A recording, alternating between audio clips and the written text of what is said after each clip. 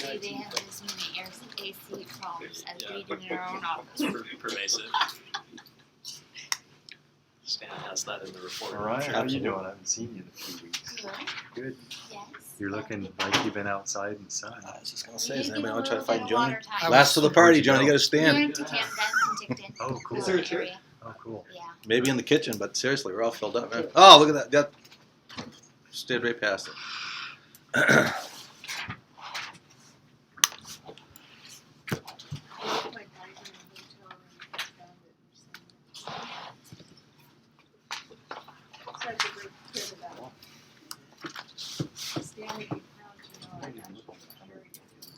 Nice. Are we ready? Yeah. Yes, we're ready. All right. It's quite the crowd. Some of you have already had an opportunity to see the presentation, read through it. Some of you have seen the presentation and ran like crazy the other direction, Johnny. I haven't seen it. You saw it. You saw it on the table, and you said, "I see what you." at And then you ran. You're right. Okay, I did. So you're forgiven. Okay. But we have a captive audience today, so we're all right. Anyways, there's a presentation. Y'all have a copy. I've been tasked to take a look and make some observations and recommendations as to how you have the ERP system installed at the enterprise. So I've done that. Nothing I've put forward in this document is meant to offend anybody. I have made some pretty strong statements at times and asked some tough questions, but I've been asked to do that as well, so I did. As for the document itself, there's some meat and potatoes in there, so to speak, of screens and fields and flags and etc. We can read through it in as much detail as you choose to, or we can, for lack of a better term, gloss over some of the details, and I encourage everybody to read it in its entirety, however. We kind of made a joke or two before all present, and Roy has this thing slated for 2.5 hours, and if I can hold your attention for 25 minutes, I've done a good job. So we'll probably go through the front end and the back end and leave the meat and potatoes for another session, or I'll leave that up to you guys. Some of the screens in here lack continuity from my perspective, meaning that they will bounce from a packing house of familiarity with you and then bounce into another one, because in order to set up a lot of this test data, it would have taken an inordinate amount of time for me to do it. So I grabbed some screens from some of the demos that End2End did.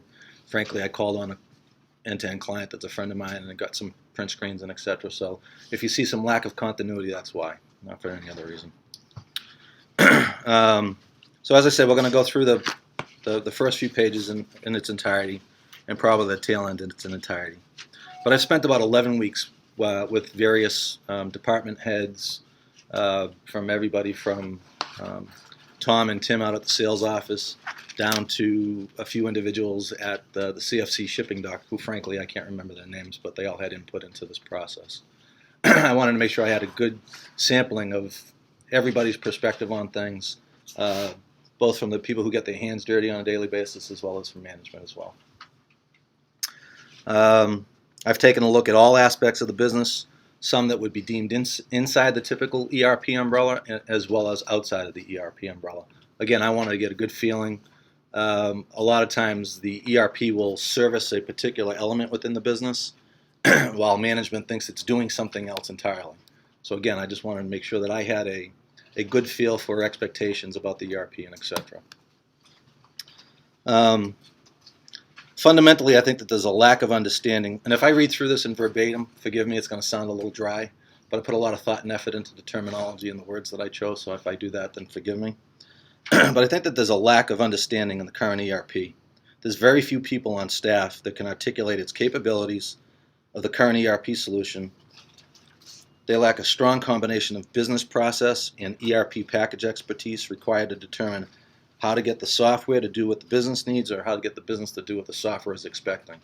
So somebody might have a really good grasp on the business process without any fundamental understanding of the ERP, and or vice versa. And until you can understand both of them, then you're going to be butting your heads up against the wall forever. The enterprise took on a 4-year, high-cost 4-year implementation plan, and you guys are truly ready for the next set of installation modules, etc. That's why you have me here. Let's discuss how we move forward from here. Well, from my perspective, you can implement the existing ERP modules, and this company will be able to better do what it is that you do. Right now, you're running with a great transactional process, but you don't have any of the integrated pieces, or let me rephrase that. You don't have a lot of the integrated pieces that would truly make this company more successful at the ERP implementation. Should we cover this? By all means, yeah. Let's go ahead and cover it. On the front page, sorry about that, these are the major components of the end-to-end ERP. And if I refer to it as Kirky from time to time, I'm sure you guys will do the same thing. But the pieces of the pie that are moved away from the center, they're either not being utilized at all or being utilized only pieces and parts. Let's take farm management at the top of the list. Farm management, crop planning, and harvesting. There's a whole module out there that you guys are not utilizing in any way, shape, or form. And it can be turned on tomorrow with a little bit of time and effort, and you guys could benefit from that in a great way. And we talk about some of that in the details. Production planning, not being utilized. Receiving is being utilized, but only to a certain portion. The football, as it's affectionately called around here, I didn't know what the hell it was initially, but I had to get an education. There's pieces and parts of that can be automated today, as well as a enhancement that's on the table to augment the current end-to-end process, coupled with some things that Soliant is going to do here shortly.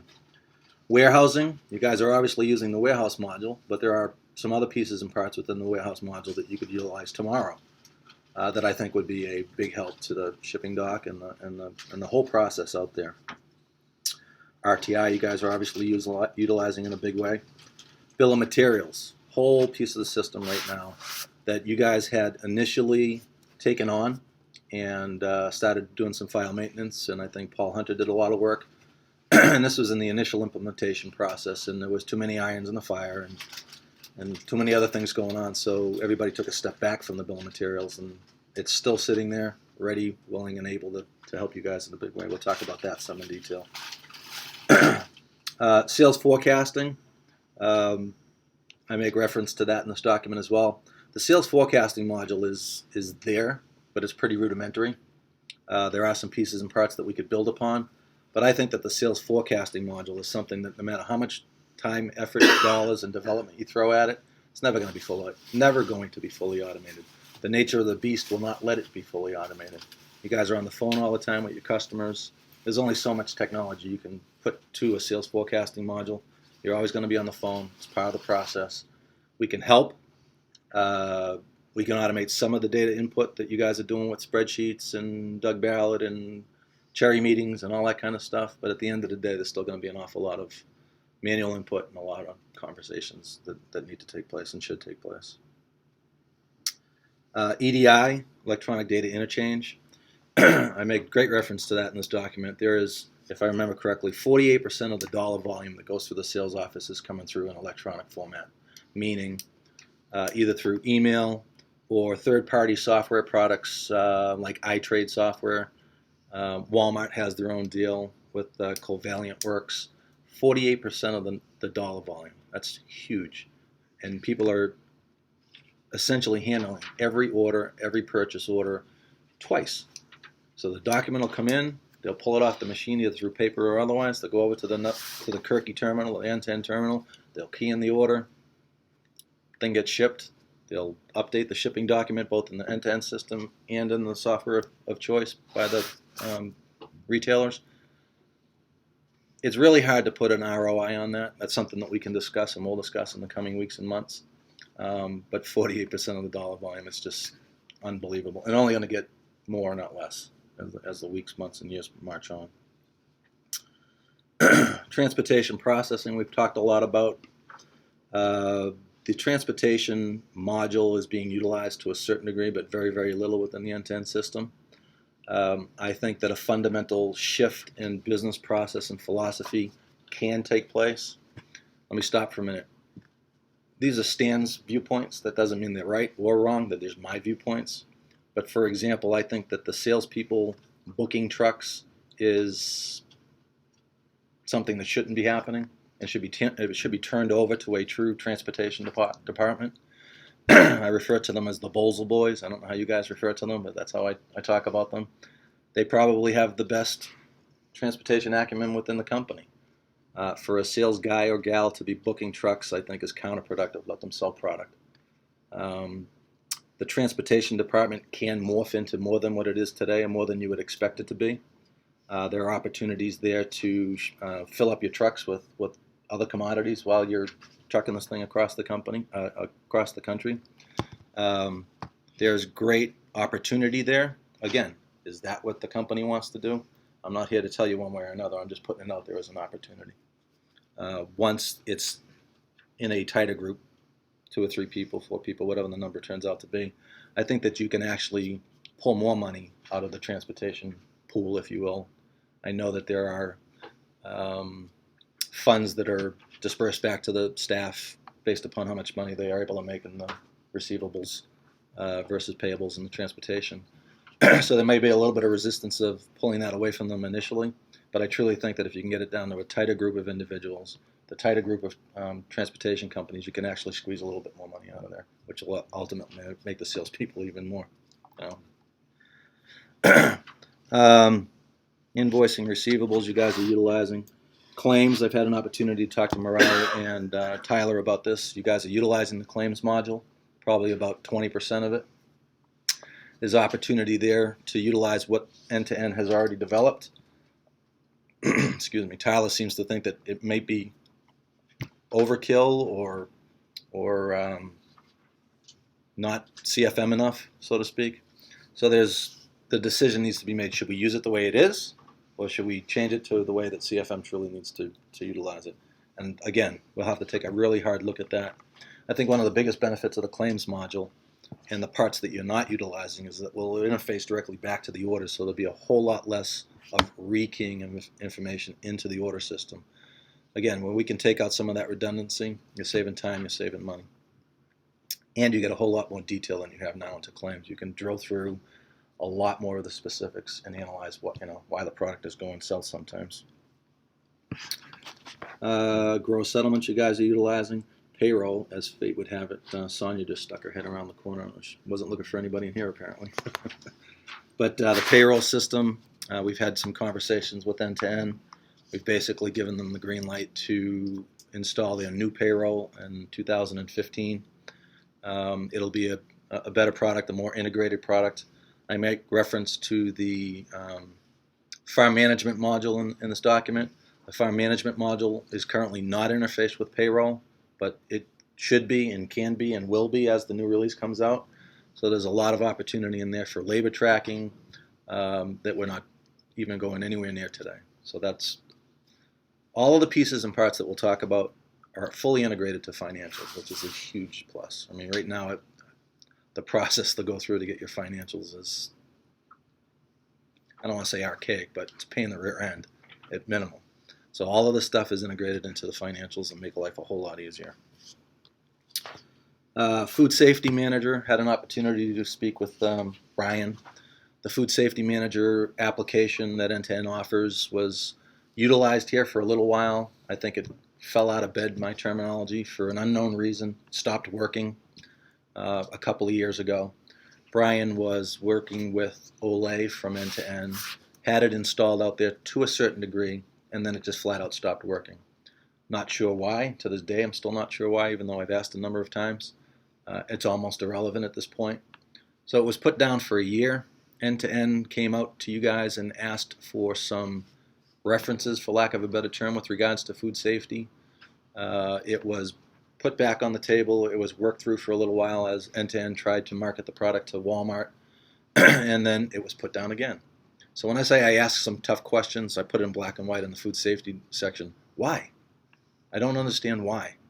How can you spend all that time and effort, whether it's End2End's fault, the equipment's fault, or your fault? Why? I don't know why. But somebody's got to look across the table and ask that question. I mean, I'm asking it now, but you guys got to ask each other.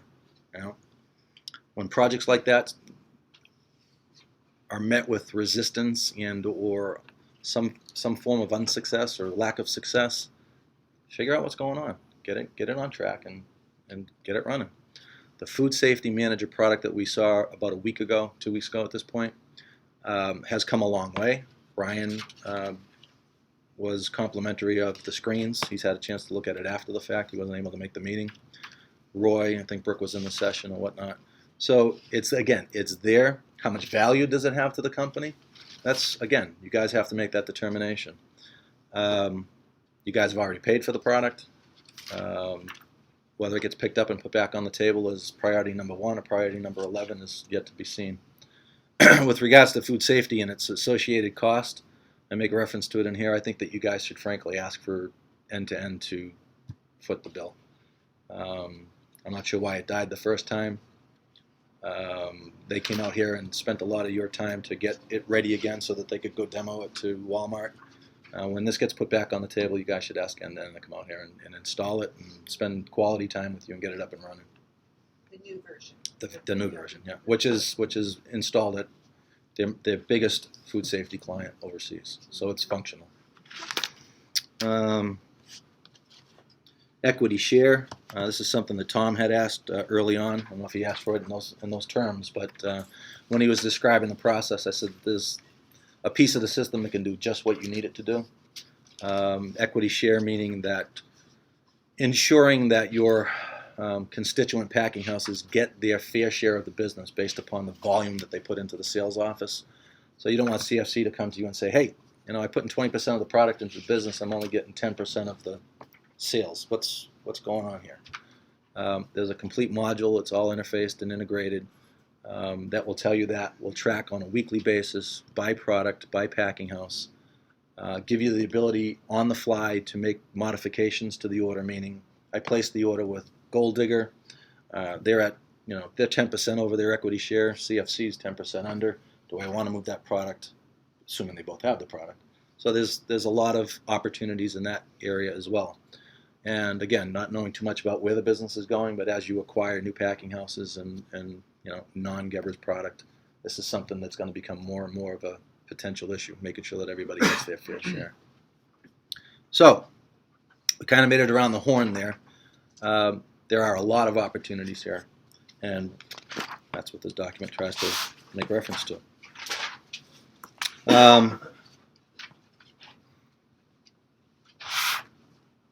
The new implementation processes were, when I walked through the door first time in April, were deemed implementation phase 2. If we try to undertake all of this in one quote-unquote phase, get it all done, get it all put in the system at once, you guys will be hating me too. It's just too much, too long, too costly. What was that chuckle for? You already hate me? No, I'm set. No, sure. I have a lot of people hate me. So early on I says, well, no, not phase 2. Phase 2, phase 3, phase 4, phase whatever. It should be a bite off a little bit at a time, do the process properly, get it installed, move on to the next one. At any given time, I'm sure we can have multiple modules going on in development/testing, but we do not want to try to put 4, 5, 6, 10 modules in at any given time. We're asking for trouble. I make reference to the implementation timeline in the document. I go anywhere from 18 months, which is doable if you want to work 60, 70, and 80 hours a week, to 2.5 years. 18 months is doable but dangerous. 24 months is acceptable. 30 months is a comfort zone. Again, you guys will have to make a decision on where you want that to play out. That would be the months to do the whole pie. Yes, sir. A lot of the pie is fundamentally there, John. All of it's going to require some tweaks. There's not going to be a single, and I'll go on record, there's not going to be a single solitary module that you can put in without tweaking. You could do it, but you're going to have to change the business process. And your business process is, you're doing a business in a certain way because it functions properly. I make reference to that in the document.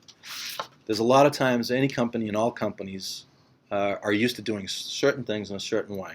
And over the course of time, one of two things happens. It either is efficient and flows nicely, or it becomes stale and inefficient. So I'm a proponent that we look at all the business processes, especially as we're implementing new ERP modules. Is this what you truly want to do?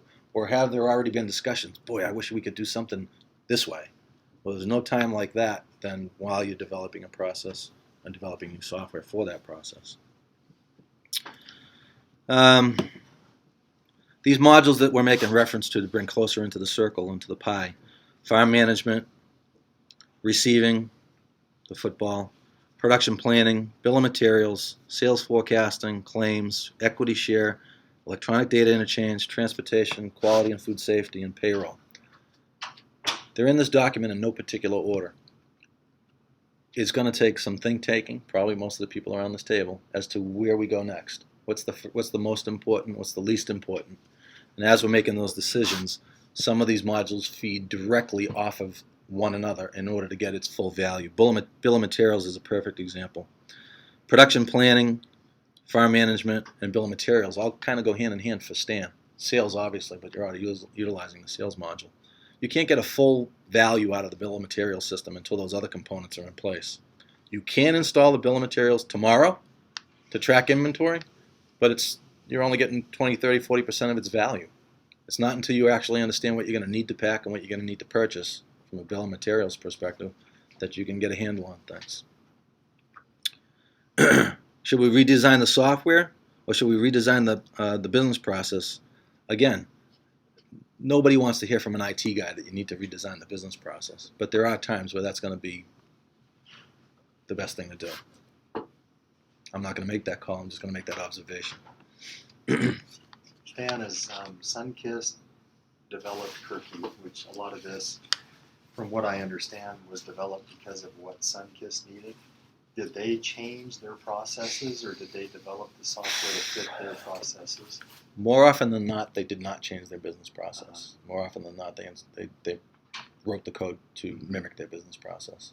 And as you sold Kirky to new customers, did they ever change their processes to fit? Oh, most definitely. Really? Oh, yeah. And was it a plus, or did you find it? It was a struggle. I mean, as you would imagine. As far as the inner workings of any new module, I think at the end of the day, they were glad that they did that. But it was painful at first. What kind of dollar value did that bring to the company? I don't know. I've never done the analysis to make that determination. But they've always had a process that, again, it worked a certain way. They look at the application, they look at their process, and there are times that they say, well, yeah, if we were doing it like that, it would make things smoother. Case in point, make reference to it in the document. Let's see, I've said that 47 times already. The shipping dock today, right here. You've got Eric and somebody help me. Grant. They make reference to, the system let me ship some old product. Let me ship some new product, excuse me. There's old product in the warehouse, but it let me ship some new product. Can't we do something about that? And I thought about it, and I said, well, yeah, we can. Right now, there's a couple flags in the system that will allow you to not do that, but it requires you to change the business process. Johnny and team are going to have to answer that question. CFC is doing it fundamentally different than the Gebbers plants. Does it make it right or wrong? I don't know. It's just different. But I can assure you that they're not shipping new product in lieu of old. So Gebbers as a company is going to have to make a determination. Can we turn those flags on? Which I might add were on at one point during the initial implementation. But again, too many new things at the same time. New forklift RF guns. And basically the new flags were causing enough of a problem out there that they pulled the plug. They just put it back to the way it was. And I understand that. But now, 4 years later, somebody should be out there saying, hey, we have an opportunity. We can turn on these new flags.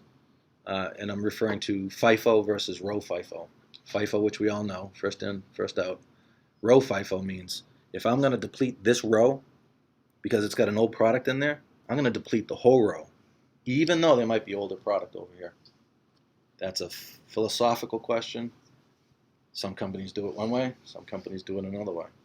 I don't know if there's a right way or a wrong way, but there are opportunities for you to reevaluate your business process. I picked on that one because it's fresh in my mind. There may be sales opportunities as well. Those are always tough calls to make.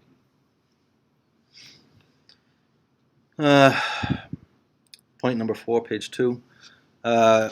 I think that we've had a discussion, but I think it should be tabled and talked about at great lengths, is whether or not it's acceptable to build outside of the ERP end-to-end system for some business critical functions. I've seen more and more functionality be built outside of the true ERP system. Stan's a proponent of putting everything inside the ERP system. Probably tainted because I once owned an ERP company, but nonetheless, it's something that should be given due consideration. Should we put it inside the ERP, or should we put it as an ancillary piece hanging off the ERP? I make reference to why is that something that I believe is the case. There's two reasons. Everybody throws these terminologies around, but there's one version of the truth. If the ERP says that a gross settlement is supposed to be $2.14, then that's what it is. And unless you can prove otherwise or come up with some algorithms or whatever, then that's what it is. Picked on Seaver and Brook a little bit a couple months ago and asked why they were doing grower statements with Cognos.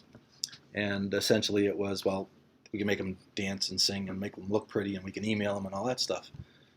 And I think I was 2 weeks on the job and they were having a penny rounding issue. And they said, Stan, can you figure out what this penny rounding issue is?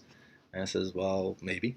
And I went back in there and I got sucked into the black hole for about 2 hours. And I said, no, I can't figure out why this penny rounding issue is. I don't know.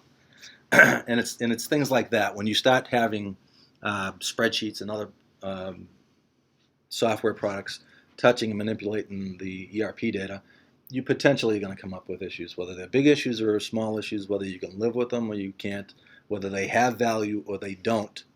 I'm not going to make that call. I'm just going to put those things out there and you guys can chew on them and determine what's in this company's best interest. It was a very small issue, but it was an issue nonetheless. When you have a ERP application that's all-encompassing, you either have a team internally or you have a vendor maintaining that. If you stop breaking apart the ERP and just give some to Cognos side of the camp and you give some to the Soliant side of the camp and you give some to the ERP side of the camp, now you've got 2, 3, 4, what's tomorrow, 5, the week after that, 6. Now you've got all these different, potentially different software products, different databases, different development teams, all touching in some way, shape, or form your core ERP system. And I think you're ultimately asking for a lot of troubles down the road. This gentleman sitting to my left here made a great case for distributed application development with regards to Soliant and building some of the QC apps that have just gotten rolled out. I'm not opposed to it. I think the tighter that you can keep the group of products and companies involved in the business and the software end of the business, the better off that you'll be. If you bring too many people to the party, I think that you're ultimately going to ask for some trouble. Some of the things that have been built outside the ERP: truck scheduling, production planning. I think to a certain perspective is being built now. Enhanced export, as they're referred to, commercial invoices. The quality control app I just made reference to. Enhanced pack-out reports, enhanced grower statements. These are some things that are currently now outside or fundamentally outside of the ERP, and that I think ultimately should reside inside the ERP. Again, that's a decision for you guys to make.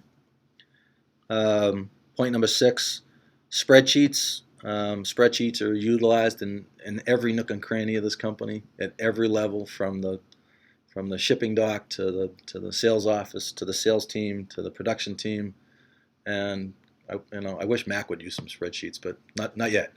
We'll get them there. All that to say is that I understand that spreadsheets are a fundamental part of any business. And the primary reason is because everybody understands how to utilize them.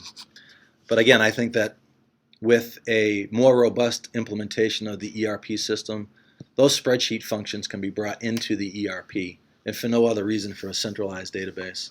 And then reports, screens, Cognos, whatever, can be drawn from that fact or from that database. Everybody's putting data into the system one way and only one way. Not, I got the spreadsheet, it looks like this. I got the spreadsheet, it looks like this. And I think the more and more you can move away from that, the better off that you'll be. I make reference to the process that Doug Ballard goes through, and he's getting data from everywhere, everybody, and he's rekeying this into other spreadsheets or other SQL databases, and then spitting them out in yet another spreadsheet or another pie chart or another piece of software or whatnot. I think that there's a lot of duplicate data being put into the system. I make reference to Bill, getting weekly and daily cherry estimates into the system. Then he gives it to Doug, and Doug spits it out into another format. I just, again, I'm being critical, but you've asked me to be critical. I think what you guys are doing and the way you're doing it is obviously very successful. You got a very successful company, but there's always another way to skin that cat. So I think if you put it back into the ERP database, you'll be in better shape. And in the short term, I think at a minimum that there should be one centralized repository, one way to put data into the spreadsheet, even if it means you have to go back as a company and say, CFC, here's your spreadsheet. Gold Digger, here's your spreadsheet. I don't want to see different column headings. I don't want to see different. I get it, but we can't live like that. We're here to serve you, and this is how you can best serve us. So at a minimum, no database changes, no expenditures, no nothing. Just a phone call and a tough business stance. And Tom, that's kind of what you asked for yesterday in your set of goals. Basically, the shippers need to cooperate now and provide that data. Right? So I was glad to see that. Again, like everything else, change is difficult, but that's a small change. Wait till we drop a new module on their heads. It's all part of the process. Bringing the prototypes back into the ERP system. This is probably a tough one for some people to swallow. We've got a truck scheduling system right now. It's been deemed as a prototype. It's far beyond that. It's an integral part of the process and the business process. But I think that you guys should bring it into the ERP system, and I specifically make mention as to why. The way it's developed now, only one person can be in the truck scheduling system at any given time, period. $450 million sales company, and only one person can be in the truck scheduling system. Did I say that loud enough? Okay, that's crazy. No, it was on purpose. It's a way to cut down on Tom's hiring patterns. There we go. I knew something was coming. I just didn't know what the hell it was. I'm looking at him, and Sam's got this really serious face on. Uh-oh, I just stepped in something. I laugh about it, but it's the way we operate. A lot of this stuff. It's the way you operate today. Is it the way you want to operate tomorrow? I am not here to tell you one way or another. I'm just putting it out there. But by your own admission, and I've heard it a number of times, this company, the sales company particularly, wants to grow. It is going to grow just by the fact that you guys have planted so much. All right? At some point, it's going to become not cute anymore. It's going to become, oh my God, we can't do our jobs. And you want to head that off at the pass. So bring it into the ERP and have a full-blown truck scheduling system. Secondly, with regards to truck scheduling, right now it's tied to a number of processes that are kind of inside the ERP and kind of outside the ERP. Meaning, there's a sales extract that happens. It's end-to-end written sales extract, and then Cognos is doing some work, and then truck scheduling can function. 2 times in my initial 6 or so weeks that I was here, something happened, and the truck scheduling system was not functional because the rebuild didn't work, or some programs got installed improperly in the middle of the night or whatever. The reasons why are almost unimportant, although you want to hit those things off too. But the sheer fact of the matter remains, if it had been an integral part of the ERP system and built over the database, not these ancillary databases and processes, that wouldn't have been an issue. And I'm not sure who it was, but I think it was my very first day up at CFM. And I want to say it was Roger Bolzel, but he came in and he was basically having a cow. And, all hell was breaking loose, although he was pretty calm, cool, and collected, apparently, from what he can be. And here I am, new guy on the block, and I'm sitting there. I'm just wilting in my chair. Somebody please do not tell him who I am, because I'm going to get it right between the eyes. It's things like that, I think, that always lend itself. ERP, it's strong, it works, I might add, and I don't know this to be the case, but has there ever been a fundamental breakdown in the ERP system when you can't process orders? There might be glitches here or glitches there, but as a whole, the ERP system's always up and running. It's built on a great hardware platform. The transactional database and et cetera is fundamentally sound. If you start hanging all of these things off to the side, something's going to end up breaking down. That's going to be a critical part of the process. And this is one specific example that I saw firsthand. Production planning, we mentioned that. I won't beat up on that anymore. But there's an awful lot of opportunity out there. This document is not meant to be a design document, so please don't think that we can run to NNN and say, here you go, guys, this is what we need. This is a very high-level, fundamental perspective on where we can go and maybe where we should go. The following pages break out what I call the untapped ERP opportunities. Table of contents breaking down about what we're talking about, all the modules that we talked about up front. Now unless somebody stops me and asks me specifically, I'm going to start glossing through some of this. I make mention, or I have some yellow tabs here that I want to make mention of specifically. Again, the farm management module, doing absolutely nothing out in the farm and the orchard right now. This is a large undertaking. I think it's one of the biggest areas that we can get some benefit from and an actual return on the investment. It's also one of the areas that I think is going to be the biggest personnel challenges, if you will. But I think that you guys put a priority on that. Maybe we get a couple of wins elsewhere, and then we come to the farm management module at a later time. Completely integrated with the financials. I think farm management and having it tied to the sales process is going to become more and more fundamental. God, the names are just growing. Excuse me? Bruner, yeah. Organic sales, they were nothing 2 years ago, 100,000 boxes last year, 200,000 boxes this year, and who knows where that's going, but it's going up, it's not going backwards. Export product being shipped, they can only have certain pesticides and they can't have this and they can't have that. If you're able to tie that from the field to the sales office, your job's got to get exponentially easier when you're trying to sell that product. Right now there's no visibility on it. If there is, it's spreadsheets and telephone calls and all that kind of stuff. So I see that as a great opportunity. The purchase order, forgot my R, purchase order module is completely integrated with farm management. You guys are utilizing it for purchasing product today. You can utilize it for materials. You can utilize it for essentially anything in this organization. And again, completely integrated with the rest of the application. Crop planning, page 6, number 5. I had an opportunity to spend some time with Hawkins, and he pulled out his little red book out of the back of his pickup truck and back seat and says, "Yep, here's my planting schedule, and here's who I got to build back, and that grower's going to." And I said, "Oh my God, really?" He was excited, and I loved the fact that he was excited about it. But again, bring some technology to bear on that process. Have it flow into the financials. Make his life easier. Now, whether that's an iPad app that he's running around in the field with or not, I'm not here to say one way or another. There are pieces of the system right now that you could utilize. How are we going to be able to tie it so it's somewhat mobile? Those are some of the things that we talk about when we talk about enhancements and the need for enhancements and et cetera.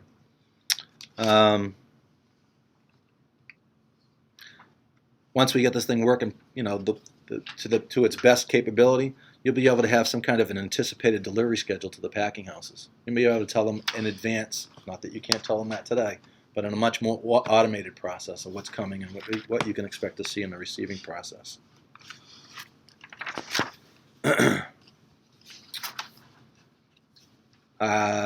Page 11, point number 8. There'll be some real-time data available to the sales staff. I think I remember Daniel specifically saying to me, "You know what, Stan, it would be really great if we knew what was left to pick and pack in the field."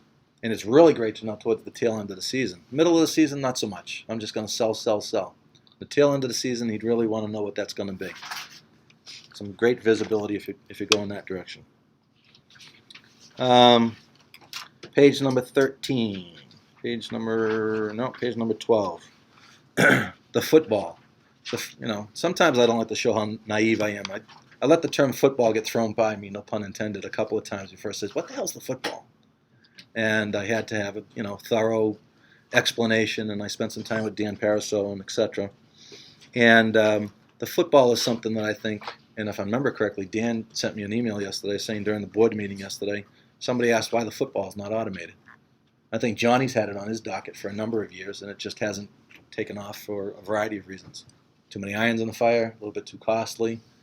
But there is opportunity out there to automate that process in a big way. The receiving module can track empty bins today, which you guys are not utilizing. We had a conference call with N2N, and we asked for a little tweak or two to be able to track some of the other components as it's leaving the facility. I know it's in the document here, but Brooke, help me out. What do we need to track? Buckets and what else? Well, you were tracking buckets and other various things on a spreadsheet. I want to see if we could add Right. it into the. Right. And I think here we go again with a little tweak to the end-to-end system, that it'll be perfect for what your needs are in that regard. Make mention of that. 3. Page 13, number 3. The dry erase boards out in the packing house on the lines. Trying to give away cookies? Wait a second, man. Don't stop there. That's not just family. Come on, look at that. See how it works. Roy, we're eating cookies. So mean. That's okay, Roy is sitting in a lawn chair. I know, right? Feet in the sand, so. Page 13, number 3. Replacing the dry erase boards out in the pack line. Again, the names. Dan McKinney. Dan McKinney says he has reviewed this over the last several years. He's a big proponent for automating this process or bringing some more automation to the process. Wasn't deemed a high priority item. It's been put down. Johnny and I talked about this initially very briefly months ago. Again, what value does it have to the company versus what expense? Those are each and every one of these topics is going to require that kind of determination. Somebody's going to have to make the call, move it forward, put it low on the list, etc. Jennifer Burnett, spent some time with her, and she spends quite a bit of time accumulating data, spreadsheets, Cognos, payroll information, and etc. in preparation for a meeting with Johnny and is it Roy? Troy, her dad. And I heard the same exact stories from the sales office, the way that they used to accumulate the information in preparation for the sales meeting. It took a day and a half to get all this information together until you guys brought some technology to bear on it, in particular some of Siva's time, to boil down this information, grab it from the appropriate databases. It sounds like she could use that help tomorrow. Sounds like she's doing an awful lot of work all the time that could be automated. Now, can I tell you how to automate that process right now? No. But I can tell you there's a better way to do it than what she's doing it today. She's spending way, way too much time on the process. Warehousing rules we made mention of before. Those are the flags and the FIFO I was mentioning. 7. Yep, I make reference to Shalane Fruit doing it in a certain way. Make reference to Eric Frail's bringing to my attention. Oh, this is another issue I thought we could flip a flag and turn it back on. Item 7.2, page 14, talking about kicked quality control issues with product. It's on an order, they kick it, and they bring it back, and they put it into town plant room 29. And by definition, that means they got an issue with the product. Well, apparently the sales office doesn't know that there's an issue with that product. They see it available for sale, and they sell it. So now you got a quality control issue. It's been kicked once, and it's getting put back on getting put right back on an order. Or at least logically put back on an order. I'm sure it'll never make it there, but that's neither here nor there. There's flags in the system that can notate that anything that gets put into a room, town plant 29, is deemed not sellable. It's on hold. And I heard the conversation going on in the hallway, and I ran out and talked to Jill, excuse me, and she was aware of the flag in the process. But she essentially told me that she was lacking in trust of the people that do the process properly. Now, I can't tell you how many times in my 20-odd years of designing these systems that I hear that all the time. The people out in the packing house, forgive me, are dumb as a box of rocks. Well, some of them are. Some of them aren't. Don't use that as a crutch. Let the system do what it's designed to do. And there's a very specific example It's a small enough piece where I said earlier that almost nothing's going to be able to be put into the system without tweaking. There's something, you just flip a flag and the problem's solved. Now, it's solved from Stan's perspective.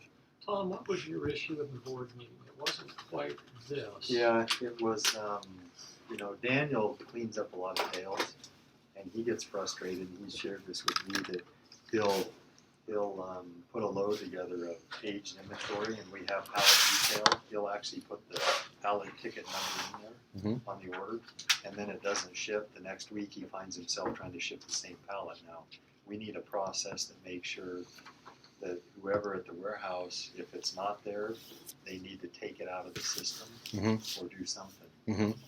But we don't have that yet. I'm trying to understand how that can happen, or how it does happen.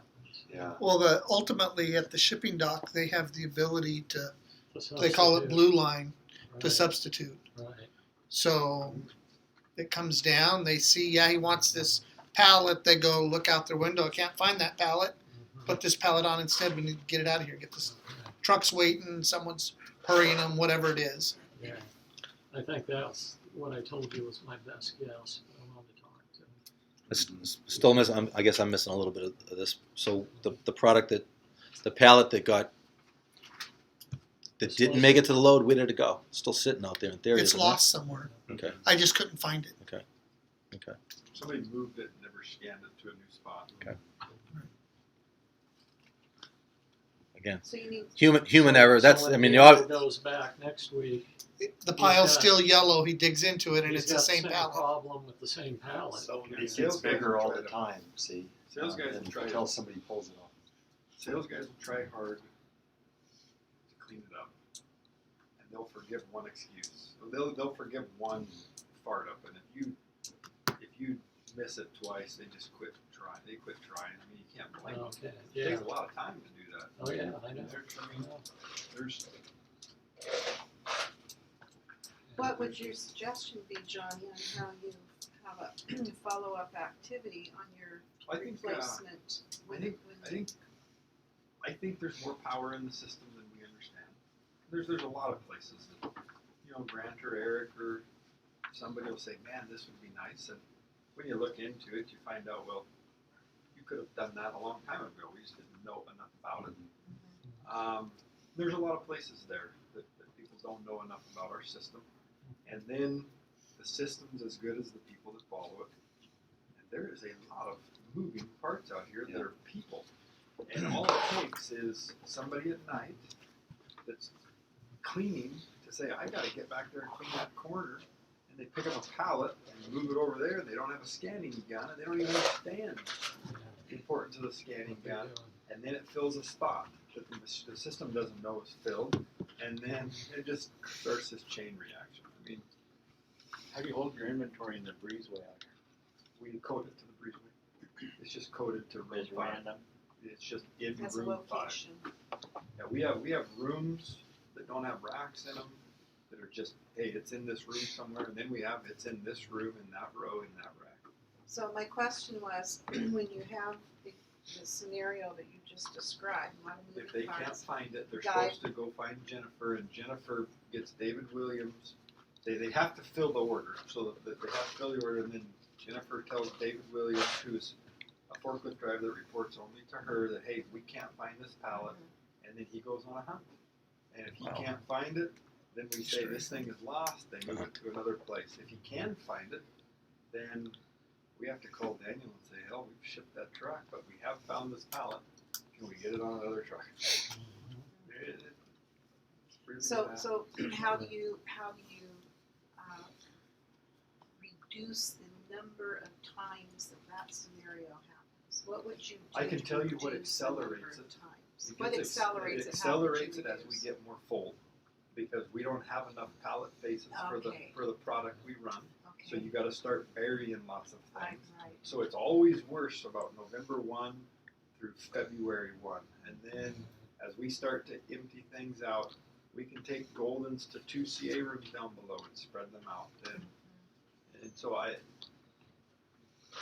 mean, Johnny, I believe as you've staged, you guys darn near stage every load, that it's eliminated a lot of getting that. better, because it gives we you have time. created this time gap Right. from when we start the work and when we have to have it completed. So now guys can say, well, I can't find this. We got a It little ain't, bit of ordered, it runway. ain't loading for 8 hours, so I can start this process of the manhunt, Right. right? But so I don't know, Jody. More space A helps. little more It's more not, space. Not practical. Using some more of the tools maybe would probably help. So Jody, that's Cycle counts, I know, inventory control, that kind of stuff. Yeah, we've done Helps. that. We've tried that. Counts are big. I know when we were getting trained in Dan, one of the things I picked up on Shine was Fruit does a cycle count, which works Count. quite well. Pat House and others emphasized Mhm. inventory control through counts. That's why we gave There- Jennifer a forklift driver that works just for her. I mean, it is a full-time job. the reason I asked Stan the question. You know, do companies change their process? I don't think they do very often. Oh, I would agree. I know within CFM, it's painful to change any process. Mhm. People fight it like crazy for a year. It's amazing, and it's for the better. Well, we, But just finding like the truck load or scheduling, it solves a lot of problems that we have down the road simply because we changed that one process. We're not chasing our tail. And like aged inventory, I'm convinced that through really good forecasting of sales, it'll eliminate putting fruit in the wrong box and all that, and just having all those tails pile up. Seems like you've got the really high level question is, we have an industry where things have been done kind of the same way for decades and generations. The boy learned from his father, the girl Right. from her father. Just go to we're just trying to improve an old fashioned way Right. of selling fruit. We've outgrown the process. And the idea of any of this is how to have a comparative advantage when the market is not so good. A robot can sell the fruit when the market's good. I'll get my dog to go sell it for you, Really, I'm serious. It won't be very long and you can probably have some kind of fruit just We're kind of getting that Automated. way now, don't business even to have a human business. intervention. Order, automatic But order. how do we take the components designed already and paid for by somebody else and look at how we can enhance and use this system for the comparative advantage? That's the whole idea. I think And if you have to sell, like let's go back, transportation module was one I harped on, just from the standpoint that I clearly understood why Sunkist did that. The day we went down there, it was clear as crystal to me. And they said, what the, Tom, why would you have a salesman sell fruit, take the cream of the crop, they sell fruit, and they're like a bunch of cats trying to slip through a tight spot all the time. Cream of the crop sells fruit. Transportation and logistics ships it, handles all the production plant and all that. That's like a change in the way you do business. Mhm. yeah, Yeah, it's a fundamental change. It is. To go through that is really hard to do well, it's unless everybody's committed to do that. it's not going to be easy. None of this is easy. Tom, None of it. What None of we it. had, what we had initially at Schland Fresh, we had a lot of people doing things very differently. Right. And so on one hand, it was conformance to one way of doing things, and that was a big struggle. Sure. I think you've made And then we had tons a of group of progress. people who had made a fantastic living with tricks like stealing fruit from each other. Right. And a lot of those people have left or quit, or those are the people that'll hate me for life. So, Those are how I see Sure. the bigger picture Right. decisions, and the smaller enhancements that you need to make something work, to me, maintenance, no brainer. Mhm. I'm not talking about having to change a way that you fundamentally do Sure. something that works really well for our company. And some of these things you go, why didn't we do that way back when? We weren't ready. Didn't know. Weren't ready. Couldn't have done You it. guys were going a million miles an hour. You were working 60 and 70 hours a week, and there's only so much you can do. And I think what's happened over the last, this again speculation, I haven't been here, but over the last 12 months, 18 months, 24 months, everybody's just been like, I'm not going near that damn ERP system. There's no way. It's time. It's time. And that's why I've been brought here. And in that period of time here at Devers, we've had a lot of CapEx Mhm. projects, lines, acquisitions. Mhm. So, but you're right, now, I mean, the timing is perfect. Yep. With this big crop, I don't think Johnny's inventory is gonna get any easier. So, Boy, those are some. Well, all the great segue, but right back to the Throwing out. right back to that inventory issue. In today's technology, end-to-end technology, whatever, it's still going to be a problem. It's just, again, it's the nature of the beast. You can't eliminate that. And I was saying, you know, trust your people, trust your people. Even the best people are going to screw up. That's just what happens. Technology is there to resolve that issue. Incredibly expensive radio frequency IDs on every pallet, but that doesn't make any sense. The technology can handle the problem, but at what cost? And you can look at it from a million miles away and say the cost is too much. We'll deal with the one extra forklift driver working for Jennifer, you know, at a salary of X. That's not the best way to do business, but it's the only way that makes practical sense from a financial perspective. And RFID technology is there. It just never took off because it was too expensive. I make reference to that in here somewhere as well, but kind of glossing through the production planning a little bit. Again, I encourage everybody to read through this document in detail. Page number 20, bill of materials. Huge bill of materials fan. The system will meet your fundamental needs and then some. The structure of the bill of materials files themselves have been signed off on, for lack of a better term. When I looked inside the bill of materials system as I was dinking around, who put in all this data? It's all, somebody spent an unbelievable amount of time getting this bill of materials system up. We did that in phase 1 setup, Right. and then backed away. I get it. I know why. I understand why. You know, you got to put orders in. Bill of materials is secondary. Brooke shared with me a spreadsheet early on that the bill of materials inventory, affectionately called Shook around here, was like $4 million. And again, I don't profess to be the bill of materials guy. I don't profess to be the numbers guy that can say for this much inventory and this much packing, you should have this much Shook. But from Stan's perspective, $4 million of Shook is a big number. And if you can just reduce that by a meager 10%, that's $400,000 that's available to the business. I understand why there's some Shook out there. I understand that the customer is saying, we need this product. We need you to pack it like this, and then they back away. I get it. But there's nobody here, well, maybe there is. Maybe there's somebody here that can tell me that, Stan, shut the hell up, $40 million of inventory is exactly what we should have. I don't believe that, and I think that the bill of materials system can, if you end up with a bill of materials system and in 2 years at the same level of business that you're doing and you have $4 million of inventory, I'll eat my hat. Okay? There's just better ways to skin that cat. I didn't make reference to it in here. This may be the second time I've mentioned it. Roy's on the phone. I'm fundamentally a little bit skeptical that you have the materials people managing your inventory. I don't know too many companies that do that. I mean, maybe I got the blinders on. Maybe I've been out in the creek fishing for too long. I don't know. But that's just a fundamental trust that maybe you guys are comfortable with. Obviously, you guys are comfortable with. I want to manage I want to get to a point where I can manage my inventory, and it's not a process. It's not a lot of work to do it. Maybe one of the fundamental reasons why they're doing it is because it's a lot of work to do it. Well, with an integrated bill of materials system, there should be no work to do it. The bill of materials system can manage your inventory, determine what your production plans are going to be, determine what you should be ordering, and spit out a purchase order for you. All integrated, all ready, all there today.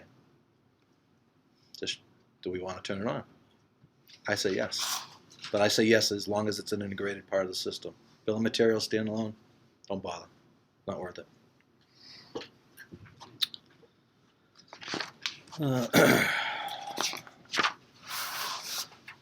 Page 25.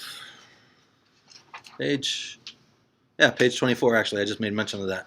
The system right now can determine what your inventory is. You've got to tell it what your minimum inventories are. The system can determine what your production plans are. And you can say, please, generate a purchase order for me. Right now, it's not integrated with the materials companies. It's not integrated with email or anything, but it could be. Okay? Again, just a fundamental part of the system that you guys are not utilizing. Sales forecasting, I make mention of earlier. It's always going to be a process that's not fully automated. I got a long blurb here about my first experience at a Cherry meeting. and it was a pretty tight group. It was, you know, Tom and Tim and Doug and a few others, and I was, you know, kind of blown away a little bit. But they had Doug sitting there, and the guys would come and say, "Oh yeah, I just talked to you know, Walmart, and they said this number, and I just talked to Kroger, and they said this number," and I said, "Holy smoly, really?" All of that data input still going to have to be done, but it can be done by the individual salesperson before they get to the meeting. Doug's not sitting there like a, you know, like a crazy man trying to keep up with what the hell's going on in a cherry meeting, which is sometimes pretty fast and furious. And all of the information that he's populating, his initial sales perspectives, are coming from Cognos reports today that are just getting rekeyed into some other kind of spreadsheet. A certain amount of that's going to be able to be automated. A certain amount of that's not.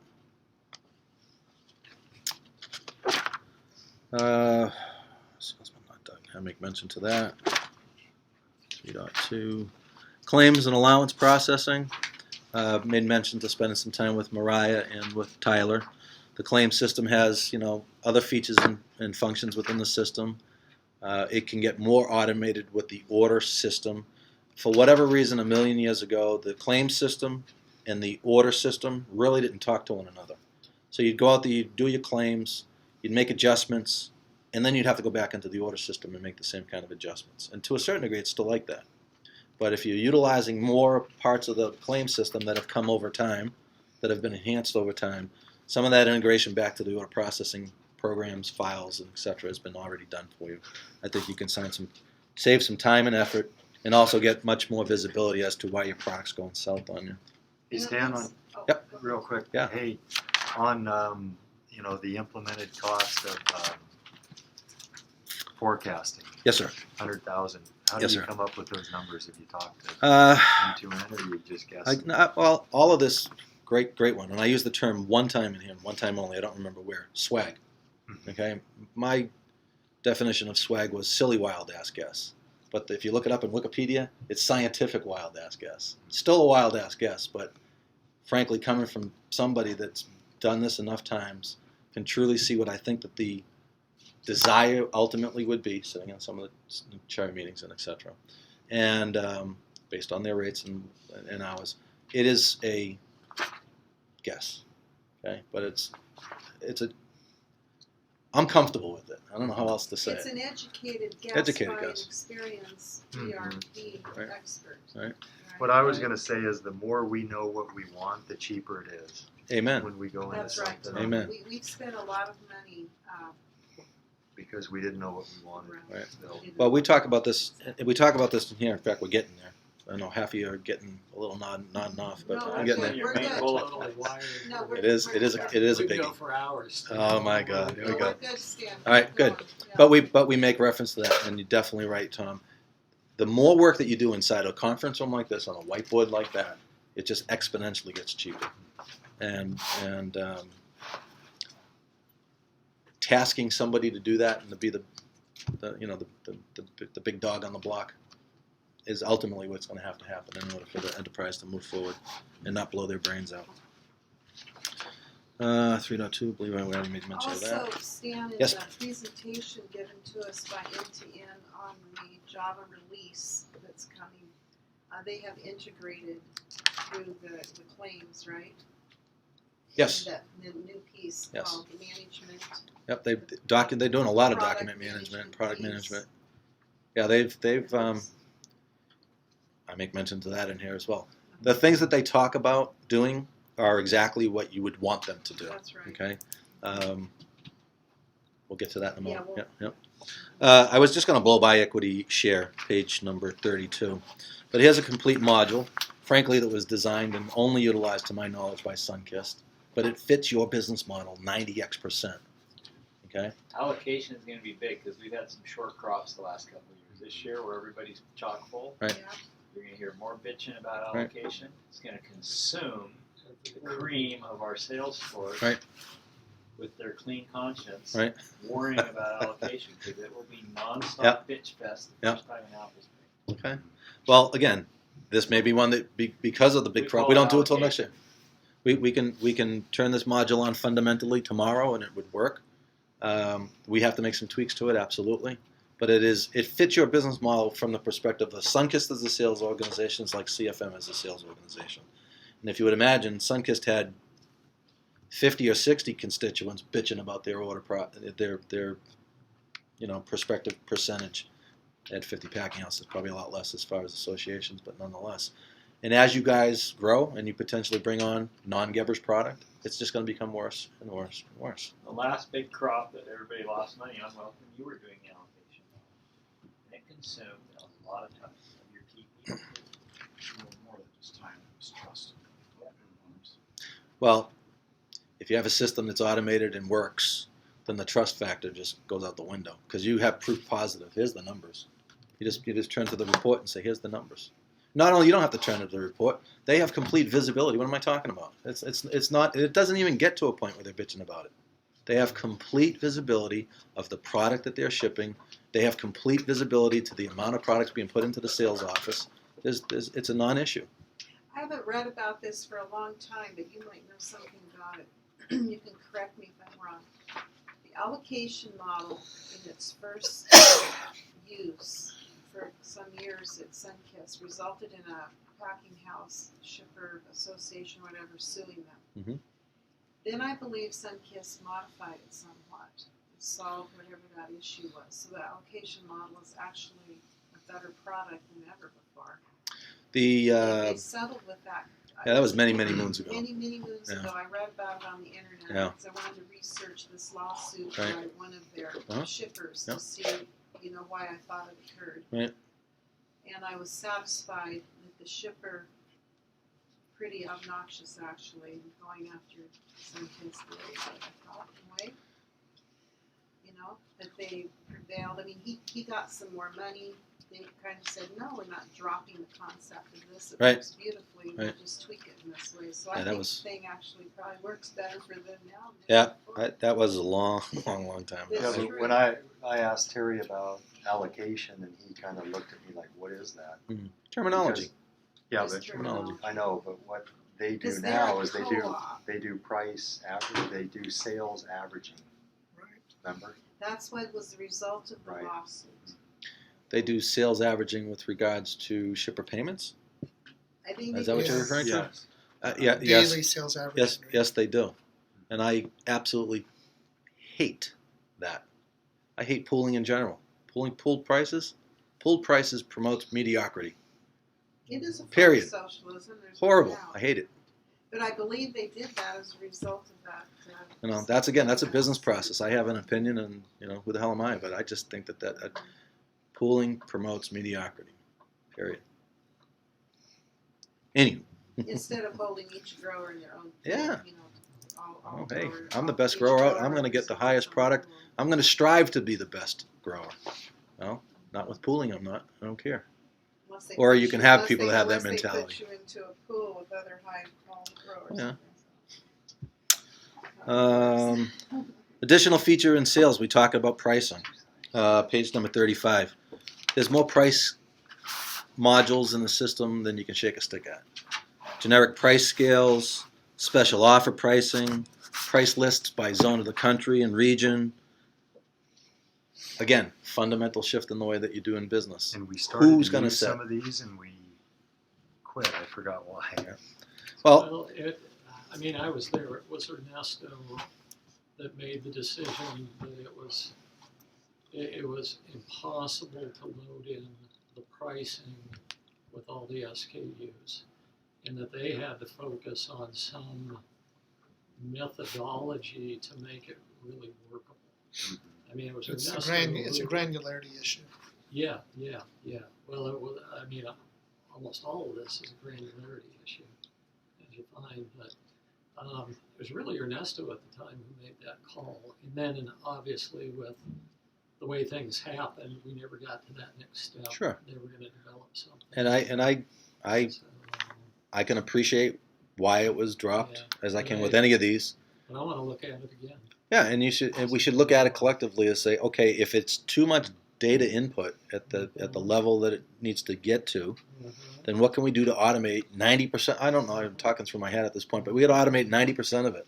Right. Right. Get Get all of that workload off of somebody's shoulders and automate that process, and then we go tackle the other 10%.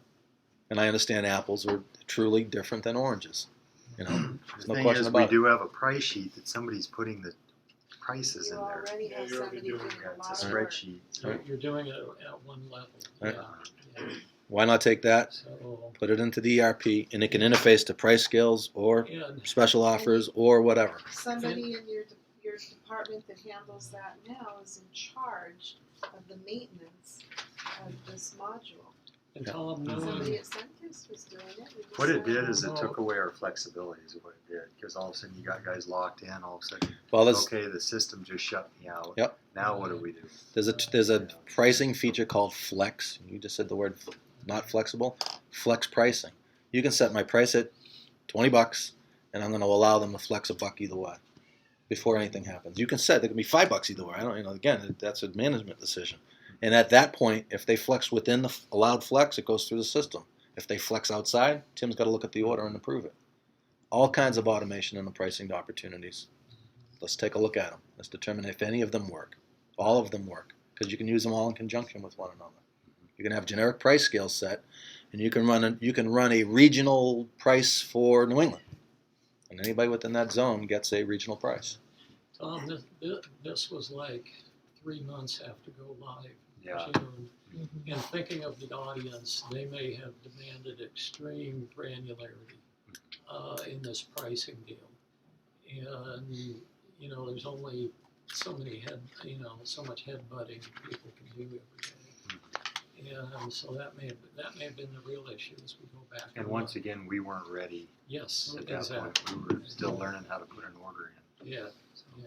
Stan, can you apply to your discussion with Daniel the day you were down there? An example you gave me one Yeah. time is Daniel said, Yeah. I need to know what the guy across the table Yeah. next door to him sold something. Jody, it's in here. That's in there. Okay, perfect. It's in here. All right. So there's additional opportunities within the sales module that you're not utilizing. Page 37 gets into EDI. EDI is an animal unto itself. It's the biggest price tag in this presentation. Did I mention 48% of your business goes through electronic data interchange already?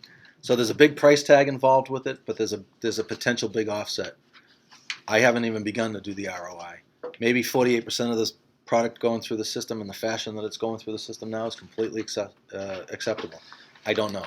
No, I don't this think is, so. This is really important because Right. Nate, coming from Kroger, has seen other shippers, I think Domex, Mhm. where when Kroger creates an EDI order, Mhm. it goes in and it populates the order in Domex's system Right. instead of taking that and the salesman having to key it in. Mhm. So and the industry's going that way, so Yep. we need to go that way. I spoke to him briefly. I am really familiar with the end-to-end EDI system of years gone by. It fundamentally does exactly what you said it should do. An EDI order will come in, it will populate an order in your system. You can then approve it, tweak it. If it falls out of bed because of pricing or whatever, it's all visible. There's screens available to the user community that says I got a new EDI order. There's screens available that says that fallen out of the pricing structure. You process the order one time in the end-to-end system. It sends back a purchase order acknowledgement to your retailer saying I got the order. I agree with the order. You ship the order in the end-to-end system, and it sends an ASN, an advanced shipping notice, to the client. All the things that they want you to do now on iTrade, or they want you to do on Covalent Work, or they want you to do on something else, and everybody's hopefully speeding up the collection of the receivable. and Tyler had Again. some real interesting data on Walmart yesterday where we're all used to X number of days for apples, but cherries fall way out of that range. It takes a lot longer to collect cherry money from Walmart than our apple money. And I'd like to investigate and understand why that is. I can hardly open up that new spreadsheet I'm getting from Brett on the sales collection status because it gives me heartburn every time I Oh, isn't that a open it up. wonderful I'm like, process? Tyler, I know. you asked Uh, them 60 where day they stuff pay us might be slower. something I might Not talking to them yet about it. We ought to talk to And then I'm Julie like, about that. nobody better forget about the $500 we owed from week You've been one. opening I up want that somebody spreadsheet. on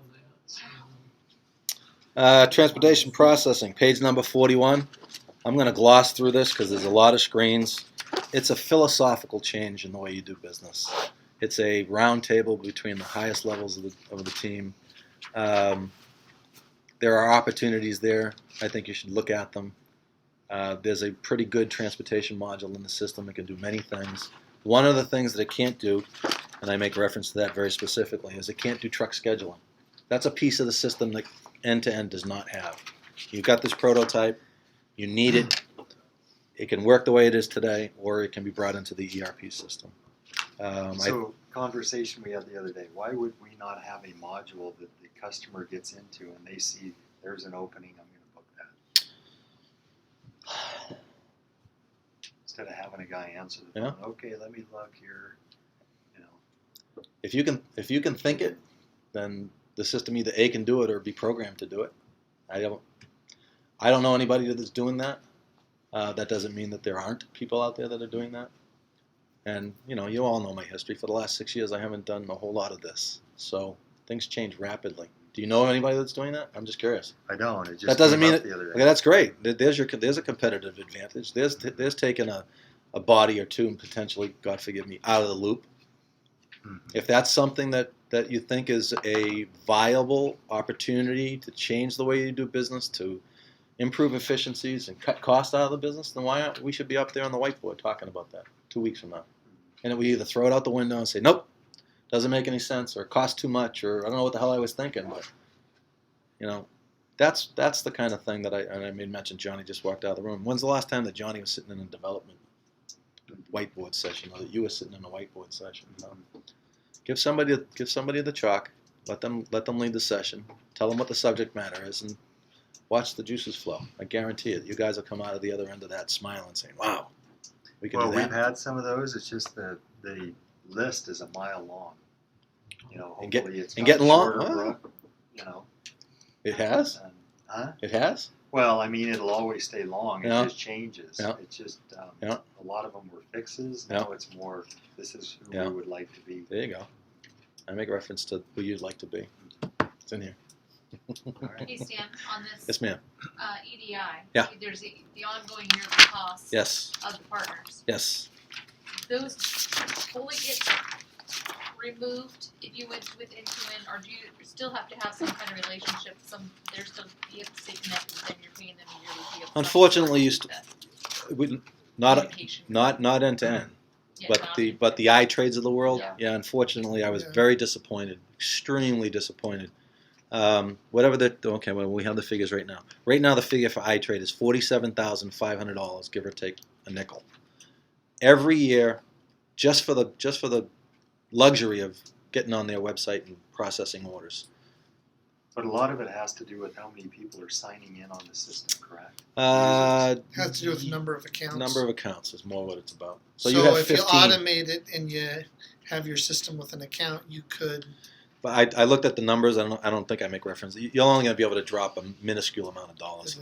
It's like right now you have 15 accounts or whatever, and maybe you drop it to 12.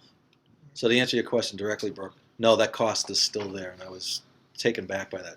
So not only is it $47,500 now to do business with Kroger and Safeway and X and Y, you have to pay iTrade and these vendors, a integration fee, and that integration fee is one time and one time only. But the cost to do business with iTrade on behalf of Kroger is always there. Unless you can ever convince Kroger to integrate directly. Yeah. Which is an option like with Walmart. Right. You could cut Covalent out Right. completely. And although it's good, I've asked Tim a couple times. I know he's tried a couple times to get in touch with Walmart because Walmart won't let me talk to them. You have to be an employee of the company. You have to be on their list. Blah blah blah. Walmart will in fact go. I did talk to the gentleman when we were Hey, having that's this him. on with email. Right. Was that and I Roy? did come in paid directly, so there is a possibility that we could talk with Walmart direct. Oh, okay. Cool. I think with Julie, you need to talk to Julie. I think She's that. up here. I think. Oh, absolutely will. See the avenue to do that. Absolutely will. But I'm pretty sure that he brought her into the loop, and we just haven't gotten a response from Walmart, basically. But Walmart will allow business to business. Now, I don't understand this business model at all, but the Walmart interface today, it's negligible. The Covalent Works, you guys are paying Covalent Works nothing. I mean, it's just absolutely ludicrous. Pennies, right? Pennies on the. What the hell is it? Not even on there. I don't know. Yeah, maybe it was so small I didn't even put it on here. Here it is. Covalent. $300. Covalent Work wants $300 for an integrated document. $300 for an integrated document. And iTrade wants $9,500 for an integrated document. Somebody help me understand that. I don't know. And I'm not wrong. It's not a typo. It is what it is. I don't get it. And not only is that number askew, but the $47,000 for iTrade per year, Covalent Works is, $2,000 or so. I mean, it's just crazy. And yet Walmart's the biggest, baddest guy on the block. So I don't understand the business model. Transportation processing we make reference to. Philosophical change in the way you're doing business. There's a really nice transportation module. It falls short dramatically in the fact that it doesn't have a truck scheduling system. We make mention of that. Have you seen how robust ours is? Oh yeah, oh yeah. Hey, you know what? I'm impressed with many things. In fact, everything, even the spreadsheets, I'm impressed with because it's a refined process that works. It's a successful business. Who the heck am I to call into question the way you do business?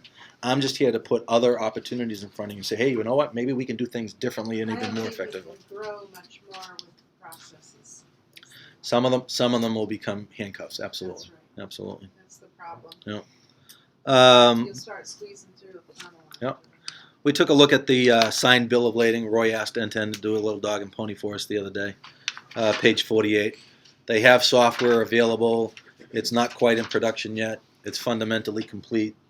We make reference to it here in the document. I don't need to beat that dead horse. Missing truck scheduling. Page 49, number 12.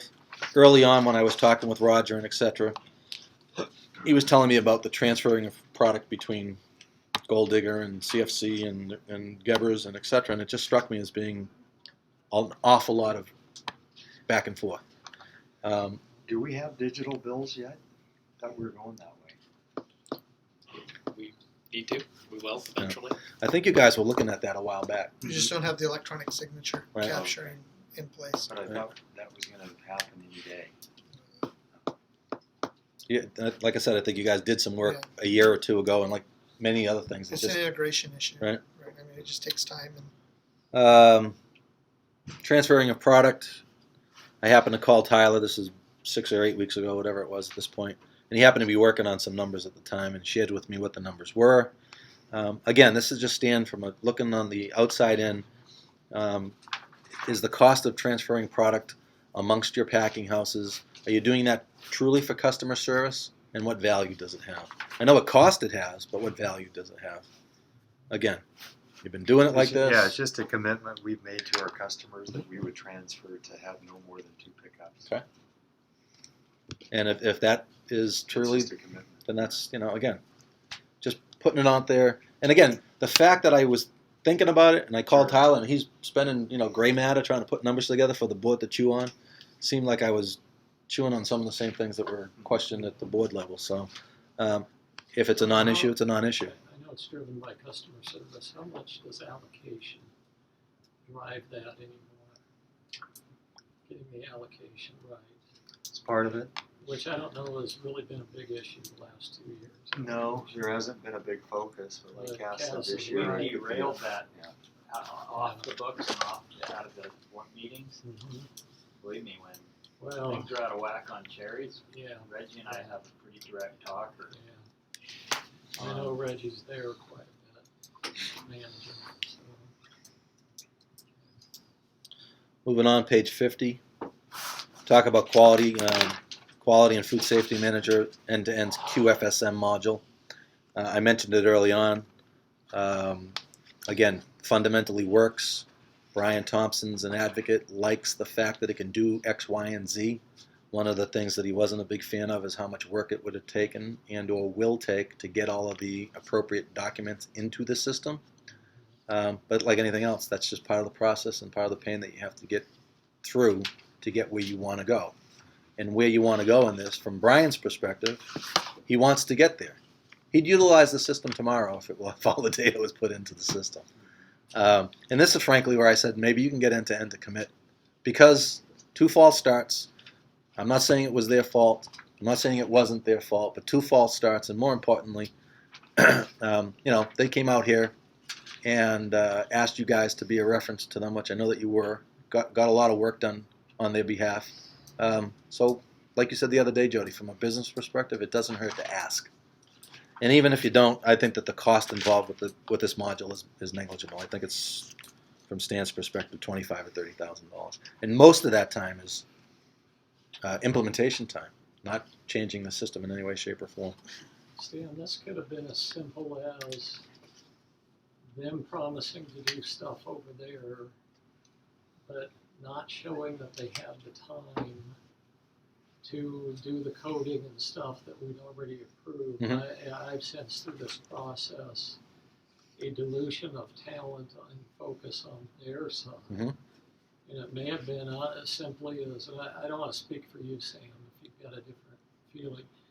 It may have been, hey, let's pull back here to make sure they get this done, right? And there's always something next to be done. I think there's a little bit of that, but more than that, I really believe that, Stan's laying out a lot of areas that we've looked at and considered.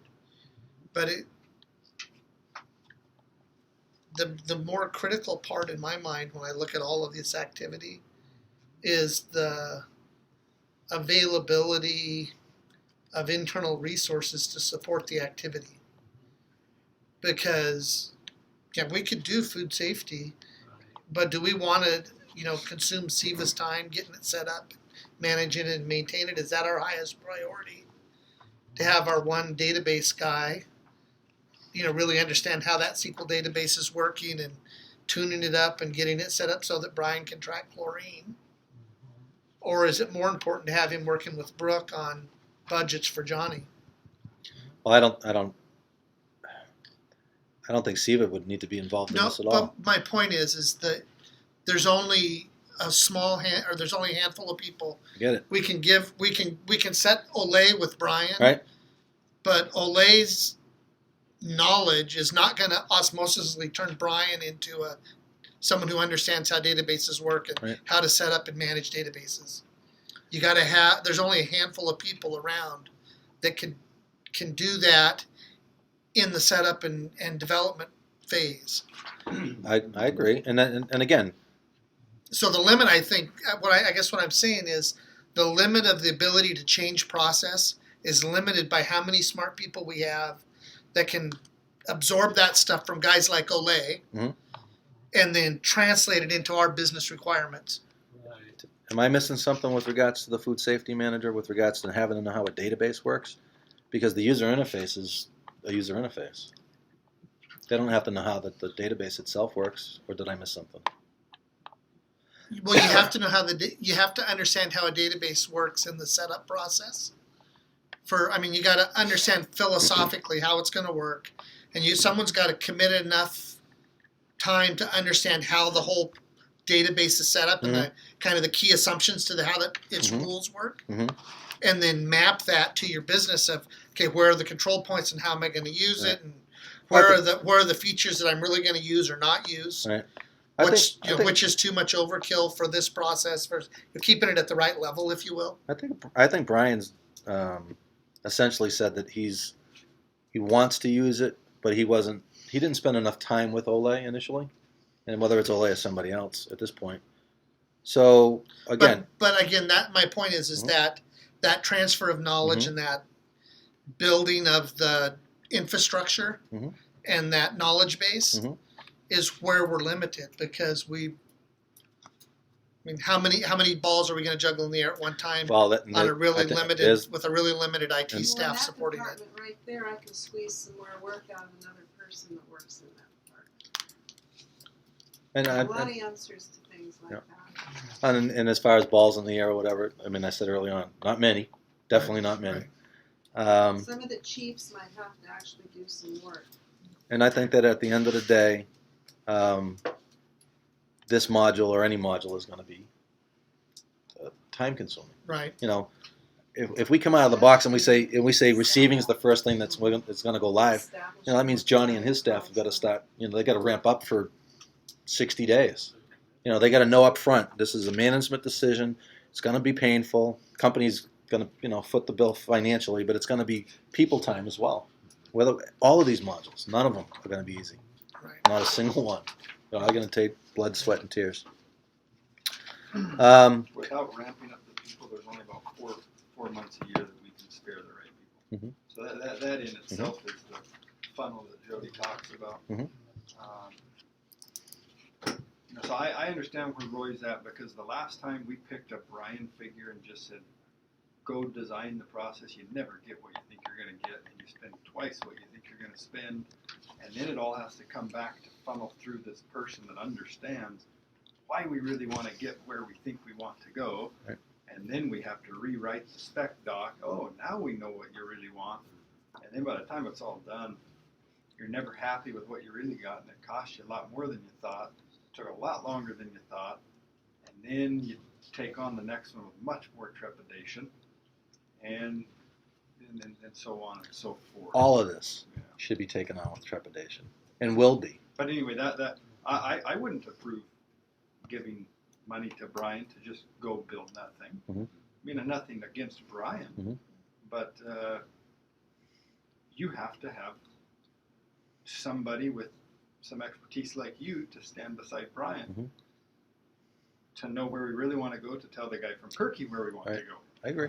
You see what I mean? Oh, absolutely. And the people in our company that can do that are Brooke and Jill Burnett. Right. Those are the only two people we got. Right. You know, they're true process-minded people. Mhm. They're very intelligent. Mhm. That have a great understanding of the whole picture. You said that to me early on. You know. Did I? Oh, absolutely. Yeah, absolutely. There's a ton of things in that book I want to do. Well, we do them in a manageable manner. We do them slow and steady. We do them with everything we do with a grain of salt. With, you know, you guys have been burned in the past, either internally or externally or whatever. You know, you read ahead a little bit. I make reference to the end-to-end relationship and etc. Let me get there. Payroll. I don't think we really need to talk about payroll other than the fact that you guys are utilizing a system that needs to be replaced. And it's going to be replaced with N10's payroll in 2015. Page number 57. A better approach to a healthy ERP. Right to your point, Johnny. You need to create a design team and a test and implementation team for any new functionality, period. And not to say that you don't have one now, or that you haven't had one over the past 4 years, but not to the level that you would need to have it or need to have it as you move forward. Okay? There has to be somebody sitting up on top of the ERP chair. Somebody's got to be in charge of the ERP, both from a sales office perspective, a packing house perspective. Somebody has to have responsibility and a fundamental understanding on how these pieces and parts all interrelate. Okay? Invite all of the enterprise's constituents to the table. If in the short term, CFC is not going to foot the bill for some of the things that you're going to do in receiving, they absolutely should be invited to the table with the full knowledge of it's not going to cost them any money in the short term, and we're not asking you to do anything other than to lend your expertise to the process. Because 6 months from now, or 6 years from now, 6 months from now, they have to be providing you with the receiving data that you guys are going to do by yourselves internally. Because it's an enterprise.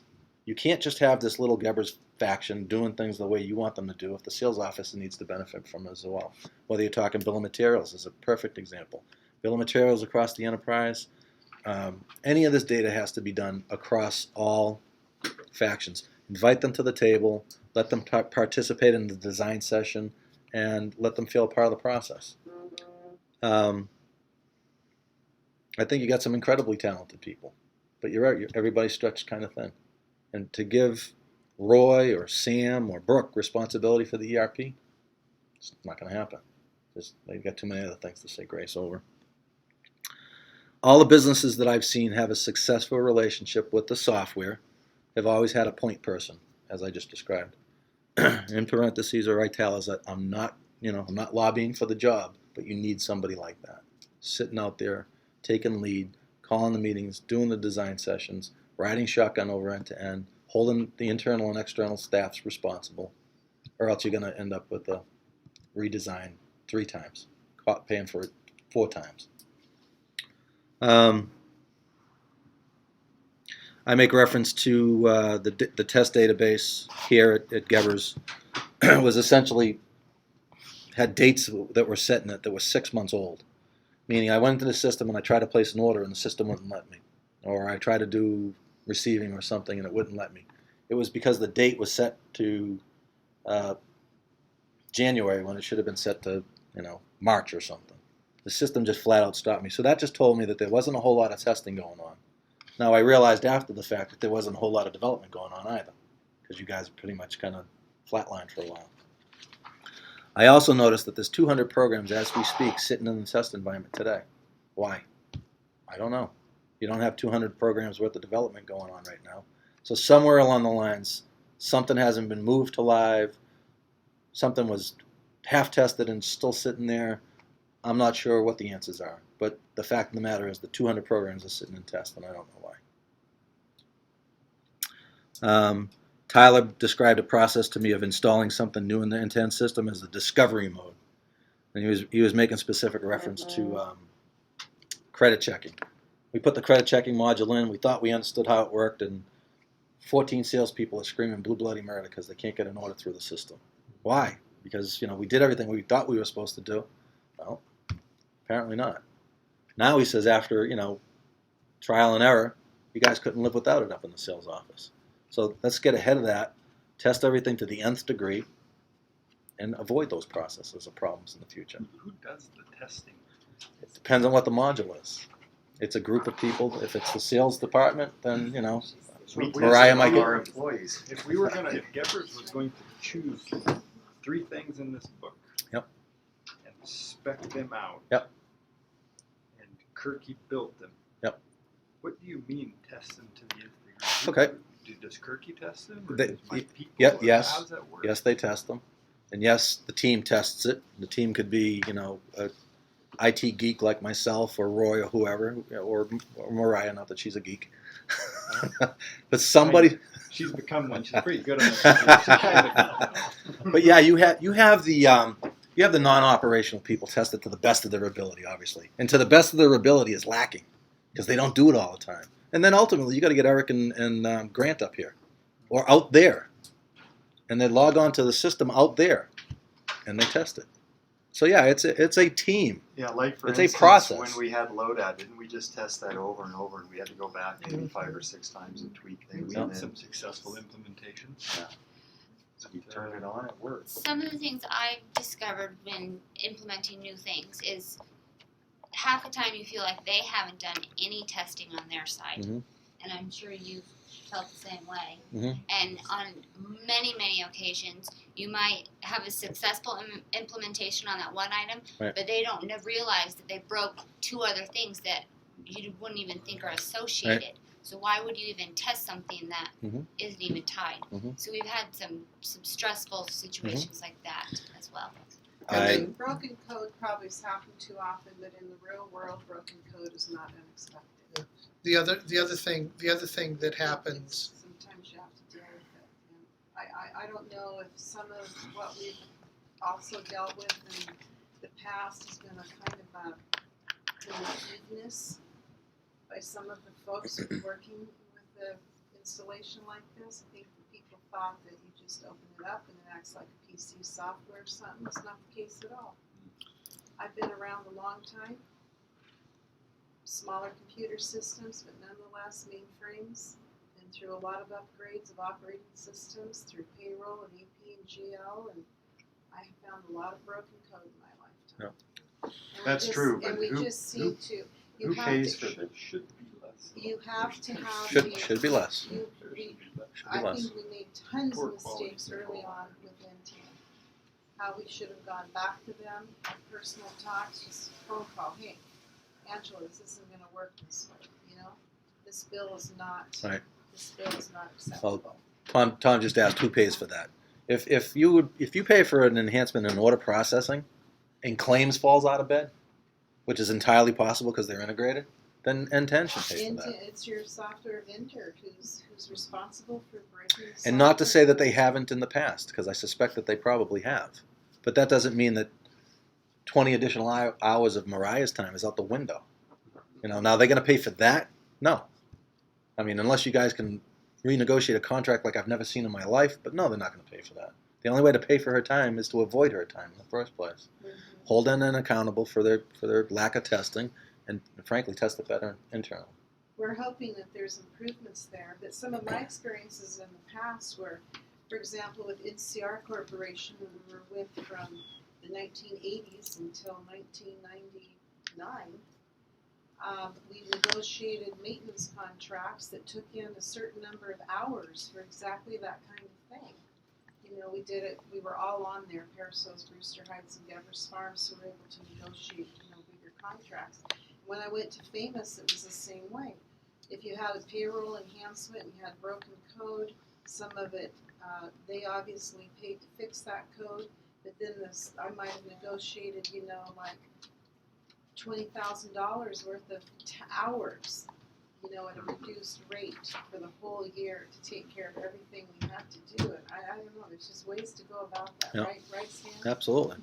Absolutely. Our contracts now would be much larger, but Right. we Well, gotta, like I said, we gotta start doing things a little more right. There's opportunity there for improvement at every level. There's opportunity there for renegotiating of contracts. You'll see in the breakdown I actually have the end-to-end hourly rate. It is what it is. It's $200. Can you negotiate that down in any way, shape, or form? It's worth a try. Some of the talk we just had with the end-to-end was Johnny, you looking for a plug? in their new release. All right. There's a plug here, but there's no continuity there we go. in the software, because they are maintaining here. the system has had many changes made to it, many customizations over multiple customers. Is there USB on here? No. Yeah. There is? And That's not a USB, is it? Looks like a I think DVI, they've had HDMI rather. internal issues Oh, in you're right, the I'm sorry. Platforms, right? Brooke, giving you on platform and right and left hand. Oh, Left-hand issues, obviously. no? Which I'm not making excuses out. for. I mean, you Here, talk too much turn on my about laptop. it, but You got sometimes anything? these things happen. No? Yeah, right there, Johnny. Just use my laptop. Oh, God. Is that an iPhone? You tell can it, don't address trust Stan it. a little bit more like how he There you thinks go. that should be resolved, like where should we go with that in the future in that relationship? Like, do you have some comment about that? Mhm. Yeah. Well, moving on. A better approach to ERP. Create a venue for the user community to discuss their needs and post requests for enhancements. I know at the highest level it sounds kind of silly, but there's no process in place right now that I'm aware of. There may have been at one point, but right now, nobody within the company has a documented way to ask for an enhancement. They might come running to Mariah, they might come running to Brooke, they might come running to Roy, they might go running to Sam, but I don't know of one way that there's enhancements that are put on the table and etc. Yet, every single solitary person that I've interviewed has said, oh, I wish the system could do this, or I wish the system could do that. And some of them have been small tweaks, and some of them have been large tweaks. But everybody has a wish list. Just so happens on the 2.1.1, I pick it on Tom, AFS needs to be summarized across locations. Tom's asked for it, Tim's asked for it, Daniel's asked for it. Or they haven't asked for it. They've said essentially, I wish the AFS screen would do this. Well, let's make it do that. Let's go to end-to-end and say this is exactly what we needed to do to help our sales process. Jody, you made mentions of Daniel making reference to, I wish I could see the last 3 line items on orders that have been sold by the other 12 people sitting around me so that I know what the market's bearing. You also had followed that up with if we were using some kind of price scales and et cetera, that would be mitigated. However, I want to say that the enhancement that Daniel's looking for is a relatively small enhancement. It has a small cost associated with it. I asked Daniel point blank, week number 3, well, how come you don't ask to have this enhanced? Well, I have asked, but that was 2 years ago, and I've asked 3 times, and I stopped asking. And, I realized who Daniel was, and I said, well, that's kind of a lousy response coming from a son of one of the owners, isn't it? He says, well, yeah, but that's just the way it is. I says, well, that's not the way it should be. And we move forward, you know? He has. He's asked. I made a personal promise to the, because the promise was made to me by Angela, that they would come up with a new, more user-friendly order entry screen. So I made a promise to the staff that that would happen, and it hadn't happened. But anyway, we have a steering committee, which is Johnny, myself, and Todd Cammers, that used to meet on a regular basis. We haven't met for a while, but that's where all this would funnel through. And honestly, we just hunkered down to stop the bleeding. Did you read ahead? Did you read ahead? Oh, no. Yeah. Number 6. Yeah. That's become a pet peeve of mine. We're changing that. Yeah. We have 2 from Gebbers, 2 from Chelan, 2 from CFM. Because we got IT guys trying to make business decisions. We got business guys trying to make IT decisions, and neither one have any business doing either of them. Yep. So we're going to actually have an IT and a business person in every meeting. And we're going to throw the orchard in there, and I actually have that blank. I don't know who that orchard person is yet. And then we're going to bring those together, because the decisions coming out of your IT meetings sometimes were asked backwards. And the IT guys were like, Roy, is that not the truth? And sometimes the IT guys bring business decisions that make my skin curl. And so we're going to now put those together. Well, Because it's been in a void right now for 2 years. And it was asked that we included Brooke and Ty, you know, the more of the you have IT to people. remember what the time was. Uh-huh. They got the guys together that could bring a hammer down and say, no, we're not spending any more money. That's what the whole deal was. The Let's thing stop was the bleeding. spiraling out of control. And it was a, nope, we're not doing that, and nope, we're not doing that, and nope, we're not doing that. And then once we got down to where the bills were back under control, then we said, well, let's choose a project to pursue. Frankly, the project took so damn long, we just quit meeting. You know, it took so long to get that LODAT deal out that we just, well, it was And a the waste of our expense of time it all to that meet. we So kind of hunkered down. now that thinking we're in a we- different time and different place, form the right style of group. Agreed. All that to say that there wasn't a single person I interviewed, from the big cheese at the sales office to a forgettable young lady at CFC that I can't remember her name. Every single person, because they have their focus. I wish the system could do this. Well, make it do that. Okay? Analyze what it's going to cost to make it do that, and make it do that. Some of them are big, some of them are small. But every one of them would make that person's job somewhat easier, or they wouldn't be asking for it in the first place. I make reference to how we could go about that. You can go about it with a blog or just a meeting, or throw technology at it. But at some level, you've got to formulate a way to get somebody's requests done. I say this will foster an intelligent and a positive conversation to ensure that the system can get the job done, and it will stop the bitch fest. And I use that terminology because it's exactly what it sounded like when I was interviewing everybody. Everybody's initial reaction was, you know, much like yours is, Johnny. It's been a pain in the rear end. It's been costly. It's been time consuming. It's made me cry. It's made me scream. It's made me whatever. But it's time to stop the bitch fest. Let's fix the problems. People who are asking for it. Let's get some wins now. Let's show these people out there who are the biggest adversaries that we can get some things done. Let's get some low-hanging fruit that doesn't cost a whole lot. I hate to use that terminology, but let's get some things done. And if they see that, ooh, you know what, that one thing got done, they'll ask for another one. And I think that every single solitary request made by anybody on the staff comes with the value statement. What is this thing going to do for me? If I'm going to spend as a company $4,000 or $400,000, tell me what this thing is going to do for me. How does it make my life better? How does it make my life easier? How does it put efficiencies? How does it pull money out of the system? How? Or else they don't get it. Period. I don't care if Johnny comes to you and asks for something. How's it going to make my life better? Because I said so? Nah, that's not good enough. Tell me about it. More visibility at the data. Cognos is being utilized. I think it's an unbelievably great tool. You don't have enough people on staff that can utilize Cognos. I think they can to a certain degree. I gave and do give Siva credit, but I was not aware than initially that Mariah does an awful lot of Cognos reporting. Okay, take her skill set and disseminate it to 4 other people within the organization. You know, don't make it funnel all through 1 or 2 people. Take some of that spreadsheet stuff that they're doing and do it in Cognos, if that's the tool that you think is appropriate for the business. It might be spreadsheets. I don't have anything against spreadsheets, but you guys have ridden the Cognos horse. Keep on riding it. It's a fabulous tool. The dashboards and all the stuff that you've done is unbelievably impressive. 58, item number 5. We've talked about this. Jody and I have talked about this a great deal. I think that there should be a budget set aside each year across the enterprise, whatever that number is. I picked $500,000 as certainly a reasonable number. That aside from all of these things that we're talking about in here, business is always going to change. Customer demands are always going to change. Governmental agencies are going to force things down your throat. The internal staff and management is going to want new things, so the software needs to change with it. And for you guys to go forward without that kind of mentality, you'd be selling yourself short and ultimately not having the dollars budgeted for it. So we got to figure out what that number should be.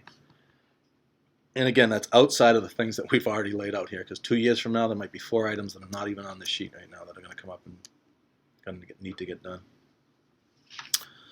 I just mentioned industry initiatives.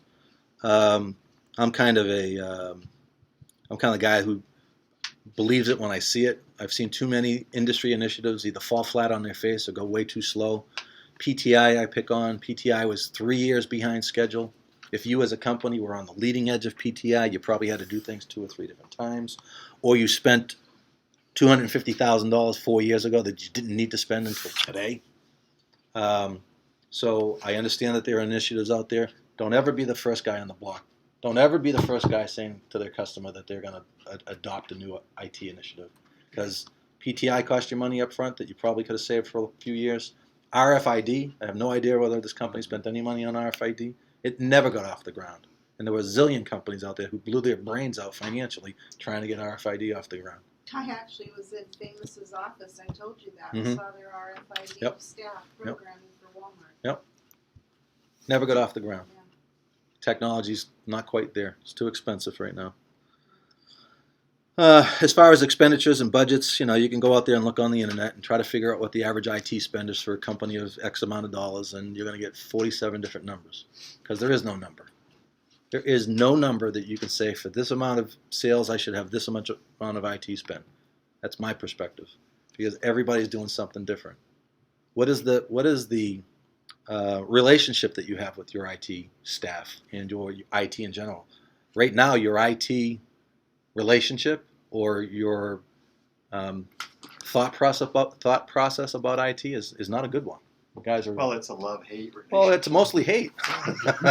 It's a mostly hate relationship, and I get why. But where are you in that IT cycle? You guys have, in fact, Johnny said, no, we're not spending the money on this, and we're not spending the money on that. And if you look at your IT spend, it's negligible. Only during that time. I get it. We're in a different time Oh, I now. get it. You guys have I spent think- millions of dollars. I get it. think we need to be moving More forward. aggressive. Yeah, Absolutely. It Now, was just a different time back. yeah. But I just Roy, Yeah. Bill's gonna give you a hug when you get home, so don't worry about It's it. okay, man. We'll make it right. he's crying right On now. defense of that, for 4 or 5 years, we put IT on our board deals. We show up. Mhm. First thing Max says, "You gotta listen to Sam again. He's good natured. I mean, he's been tough on you for some, but it's we gotta do that again." Right. I would rather Matt came in and said, "Have we developed something for this amount of money, for $1,000,006 or $7? Yep. What have we developed that's made it easier for these guys to get more out of their Right. fruit, and my boys to farm these orchards and save me some money on this budget that Yep. I get my butt kicked on all the time?" Absolutely. I would rather have that conversation. He can be as critical as he wants at that. If those were the questions he was asking you, Mhm. we'd all do handsprings. But it's not what we get, No. and that's a frustration Yep. of his. Well, he it's very- doesn't want us. He wants results from the money we're spending. It's Absolutely. very interesting how IT is often viewed, because it's not hard like a tractor, it's not producing like an apple tree. Mhm. But you're expecting a lot out of it. It's what's running all of the numbers of your business.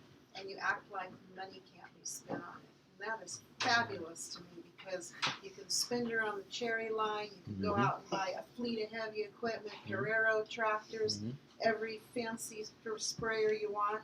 But by God, I'm not spending any in the IT program. What a bunch of fools. Well, that's That's all I can say. well in the She shorter can- term. She can say that with a big pompous attitude. Well, it's true. But just shut up for a second. But truthfully, it's really hard to measure what you get.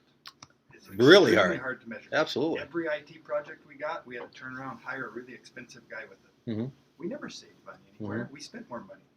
But it set us up for growth later. Mhm. And it set us up for efficiencies that happened much later. Mhm. And Well, that's where the difficulty is. What's the initial investment for?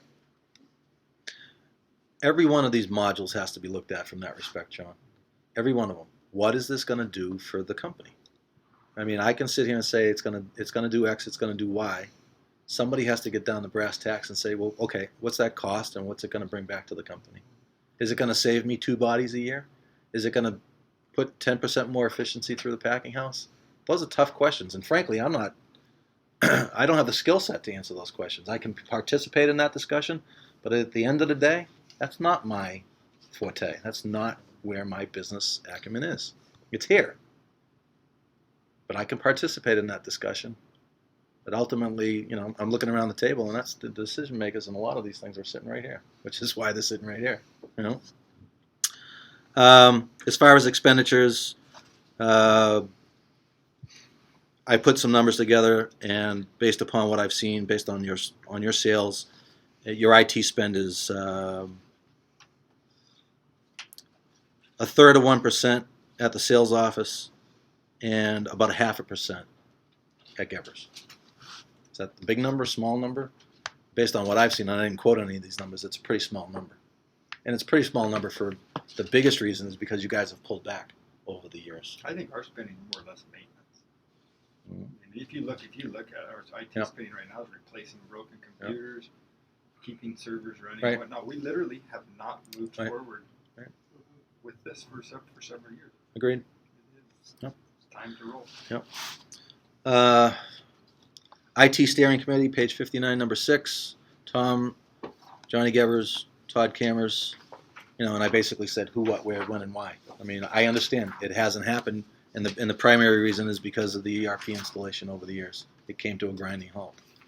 We need to change that. It doesn't need to change tomorrow. I think I mentioned the cast. We're not going to put an IT Steering Committee tomorrow together to say, what are we doing in here? I think that based upon what Cass and the group have talked about, let's keep the things that need to get done internal to the Gebers walls right now. If there's going to be any bumps along the way in the first 2 implementations, let's keep those in the family, so to speak. Let's get bloody in the family, so to speak. And then once we get the process ironed out and we feel comfortable that we can do the job internally, that end-to-end can deliver on what they say they can, that we're on target with regards to budgets, then we bring it to CFC or up at the sales office or whatever. Let's stay tight. Let's stay real close to the vest right now. Stan, Yes, ma'am. hasn't there been a tremendous amount of growth in this company since our initial investment in this? Well, yeah, for sure. From a pure dollars perspective, yes. Doubled, didn't it? I don't know if it's gotten that Almost big. doubled? I don't know. From The two Bill's- something? Where's the number guys? Where's all the At number guys? CFM from 2 something to 4 something? I can look. How much? What was the sales 4 years ago for Gross sales through the- CFM? It's 450 now, thereabouts. Maybe, box wise, a little bit more, not that much. Our first year was Is the 12.5 million boxes. Is the This year growth- we're estimating 17, so it's not a huge amount. We've been fairly almost flat, I want to say, for Yeah. 3 years. Sales wise, yeah, I think And that's we're true. going to take a huge jump. Like 14 mil Good or bad. purchase. Gross per sales, Volume, gross- anything And Gross volume. sales dollars. Gross sales dollars Is more. may not change. Gross more. sales dollars are quite a bit more, aren't they? But the market's been good since the beginning. Well- So with Growth is their, coming. so what you're saying then is for the total number, because I know what Daniel and I know what kind of in my face stuff I put up with gossip for 3 years. A lot of in my face criticism over this. So their point of view is the cost could be justified on that per box through basis, because that's what they've been telling me. There's not enough margin in the box to justify it. It's interesting. Way of looking at it. Because Stan brought up to Mac that we had put that much more in Well, what I all think others what I said to him very specifically was, when he essentially said the system was broken or whatever, I said that, well, it's pushing $450 million worth of product through the system, so something has to work. And that was essentially what I said. I don't think I quoted the fact that it's grown so much or whatever, but I didn't know that you guys were even near that size once I first came on board. But again, and I make reference to it in here, the ERP system is a great transactional processing system today. It works. It fundamentally does what it does, and it works. Whether it's receiving or shipping or order processing, it And works. it is one of the only providers that ties sales to production. It's the only system that I'm aware of out there that does that, and more importantly, that does real-time interfacing to different systems. Whether that's, obviously it's not Kirky at CFC and etc. I mean, it pushes data in both directions with complete visibility. So it Both does what it players needs to go do. on Computech, I'm sorry? so it interfaces If, like If Givers did Well, everything on they're- that pie, Yes, sir. can we get full value out of the ERP with partners that don't do it? Yes. Yes, All they yes. have to do is They have to provide the data at some level, like they're doing today. And I made mention of that earlier when I said invite the people, invite CFC here, because at some point, even if you guys pay for a receiving enhancement or any enhancement, and they don't participate, and or they choose not to utilize the enhancement, which will be made available to them, in order for the enterprise to benefit, they have to provide the data in some way. It can be from Computech. It So can we, be we from won't be hamstrung by having. No, that's why No. Chelan Fresh has No. been so important in all of these associated So as long as partnerships. you have that sales, as long as you have that sales piece. That's the only place we all commonly intersect. Stand, Where it stand on that becomes- a little. Oh, sorry, Sam. Where it becomes really important is, I'm going to pick on the football for a minute. So you put all your information into the electronic football, that's magically sucked into the ERP system. So now Doug, when he's running his sales planning reports for Kinney or whatever, he accesses that data and he can show, all of the size profiles and quality profiles based on the rooms you're going to be opening next week to project, what we should be selling based on if Chelan Fruits information isn't at the same level, when they go to open rooms, you're not going to have as good a visibility and you're going to still have the chaos that happens today. So production planning is only going to be as good as all That's right. absolutely. entities Yes. agreeing to gather and feed the information Exactly. the same way. Exactly. So there is places where we're going to be, we could potentially be hamstrung if It we just don't means have full buy-in it just everywhere. Yes. Well, it just means Absolutely. when you build it, you have to.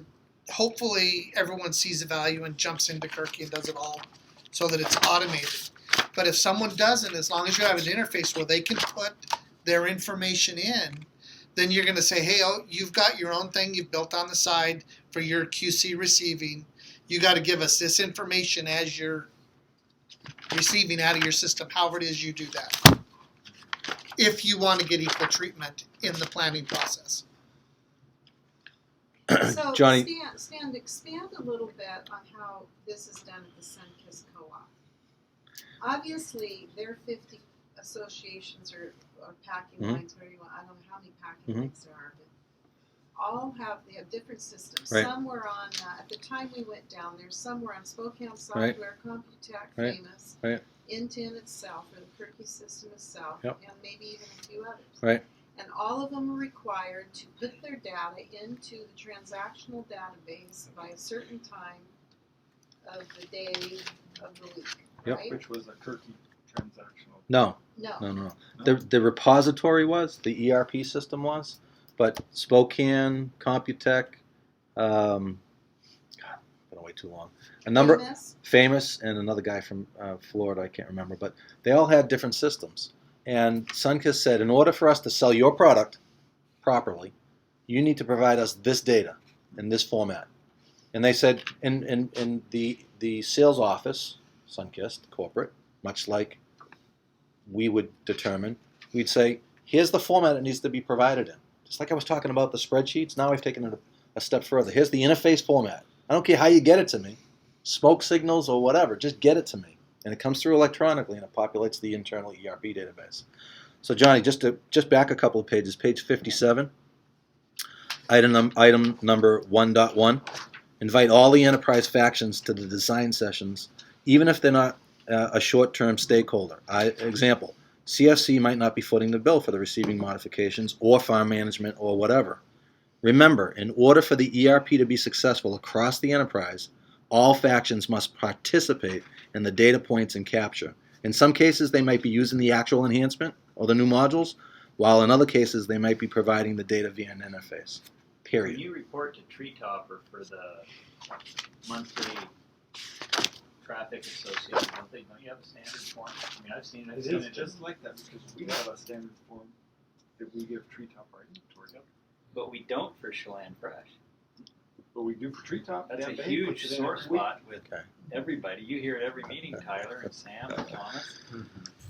Sometimes you guys ask us for max estimate, and it's been given in 12 different varieties. It comes from me, it comes from Bill, it comes from Dan, it comes from Macker. We text Johnny. We're just averaging to see if we put it really. I'm just saying, if we had a simple form, it creates a lot of friction in some of these meetings. Reggie gets pissed about it. He said, I know I've given you guys that estimate. Yep.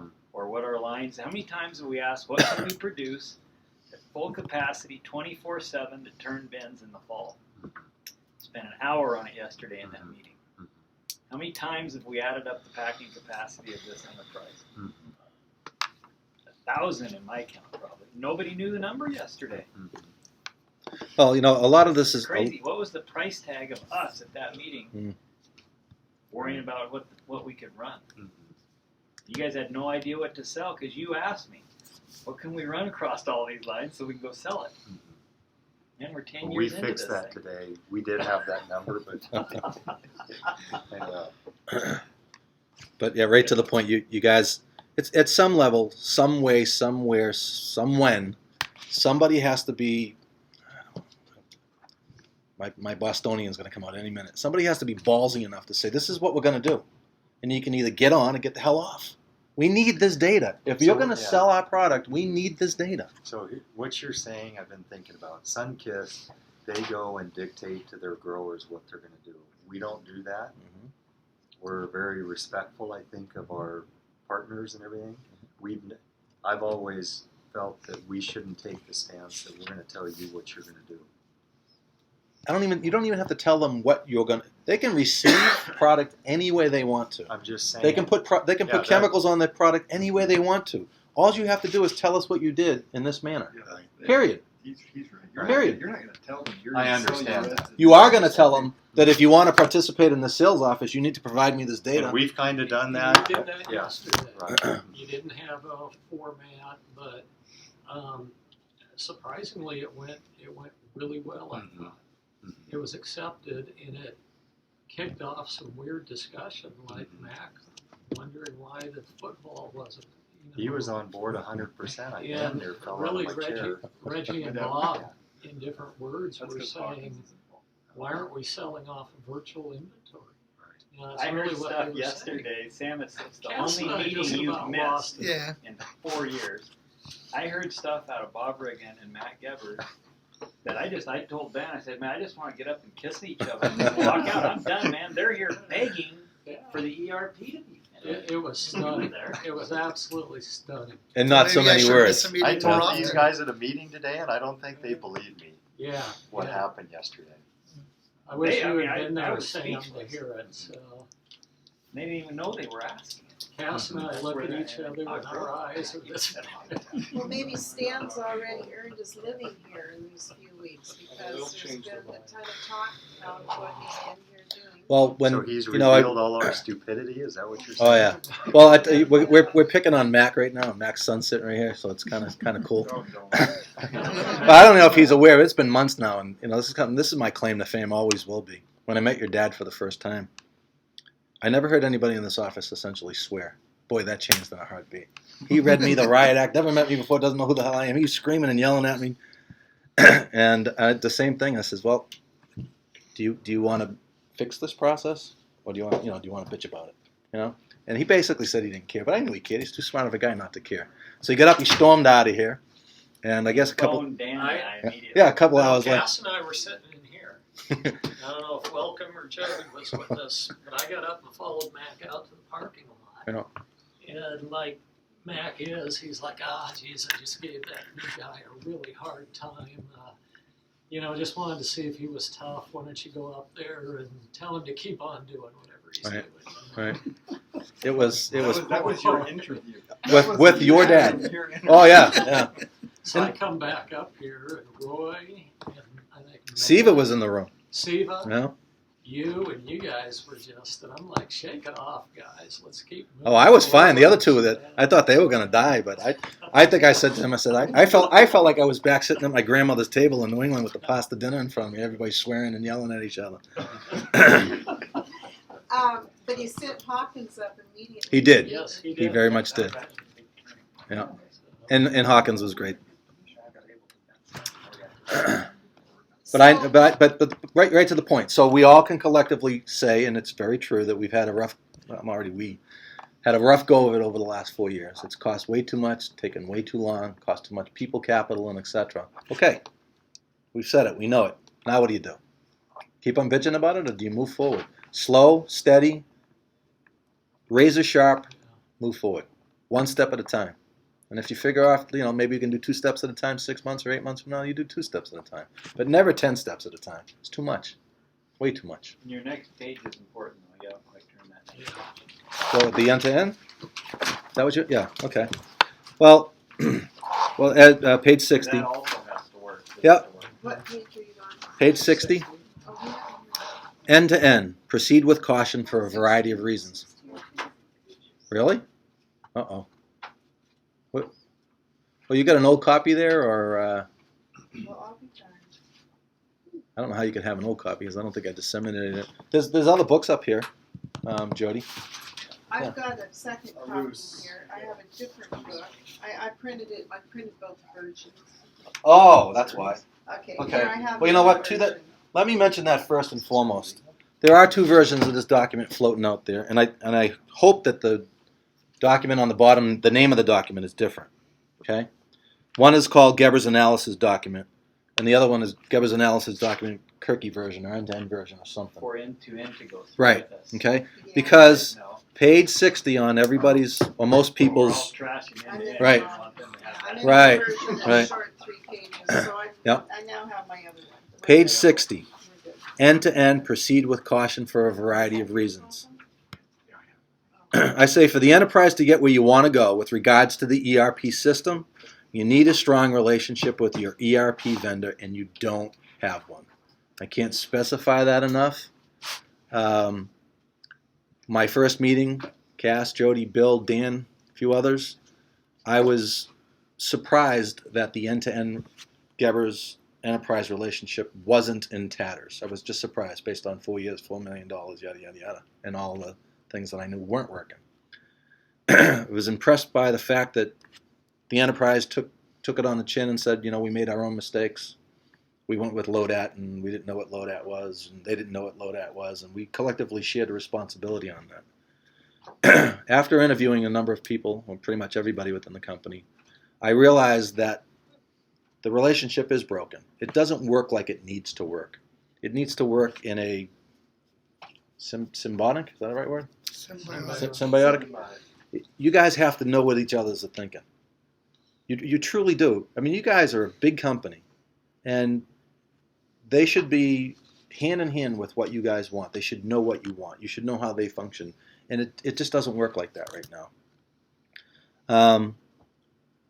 How do we change that? Well, you have a point person for ERP. That point person is talking to your account executive frequently. I define frequently. It could be once a day, it can be 3 times a week, but it can't be once a month. It just can't be. And again, I realize that you guys have moved away from that development process. Well, we got to move back into it. You have to have conversations with them all the time. How's my project going? What's the industry doing? What's the technology doing? What's Gebers doing different this week than they were doing last week? How often do we talk to them now? I never talk to those guys. You guys? We do talk to them when we have problems. It's mostly and- issue resolution right now. Mostly And issue. Roy has talked to them a lot, and there's been many times over the years that Roy has spoken to them on my behalf, and I have done some email with Angela. So we go about it in a way that is happening, but it's not the right way. It's to not go the right about way. it. I agree. Cass You have to have a- Cass has talked to them from time to time. And the wheels really look like they're falling off. You were We here call one day, them. we called them personally. These next 2 pages essentially are observations, and I think accurate observations, with why I think the relationship was broken. I'm not going to go through all of these right now unless, Cash, you think it's appropriate.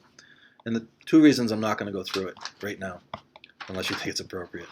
We put this document together, I reviewed it with Cass and Jody and etc., and we've had our come to Jesus meeting, for lack of a better term, with end-to-end. Okay? End-to-end is moving in a direction that we want them to move in, that we think that they need to move in technologically as well as application and etc. And they have said that they'll essentially do what Gebers wants them to do. You want to do these 12 modules in RPG, in the current ERP system? We'll do them.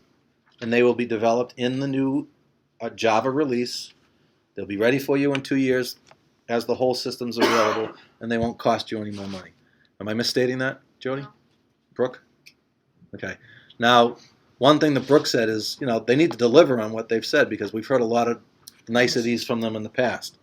So my yellow sticky on this page is stealing Ronald Reagan's trust but verify. Go slow. If they say that they're going to deliver the football in $78,000 in 2 months, it better be delivered in $78,000 in 2 months, or we're going to have another meeting. I mean, I don't know any other way to progress, to process through this thing. You have to go slow. You have to hold them accountable. We have to be held accountable to ourselves. We have to design a product that they're going to develop for us that fundamentally does what we want it to do in the business. So they've said all of the right things. They definitely need to move forward in the fashion that they're moving. They need to get off the RPG, green screen, screen scrapers, and develop in some other kind of technology.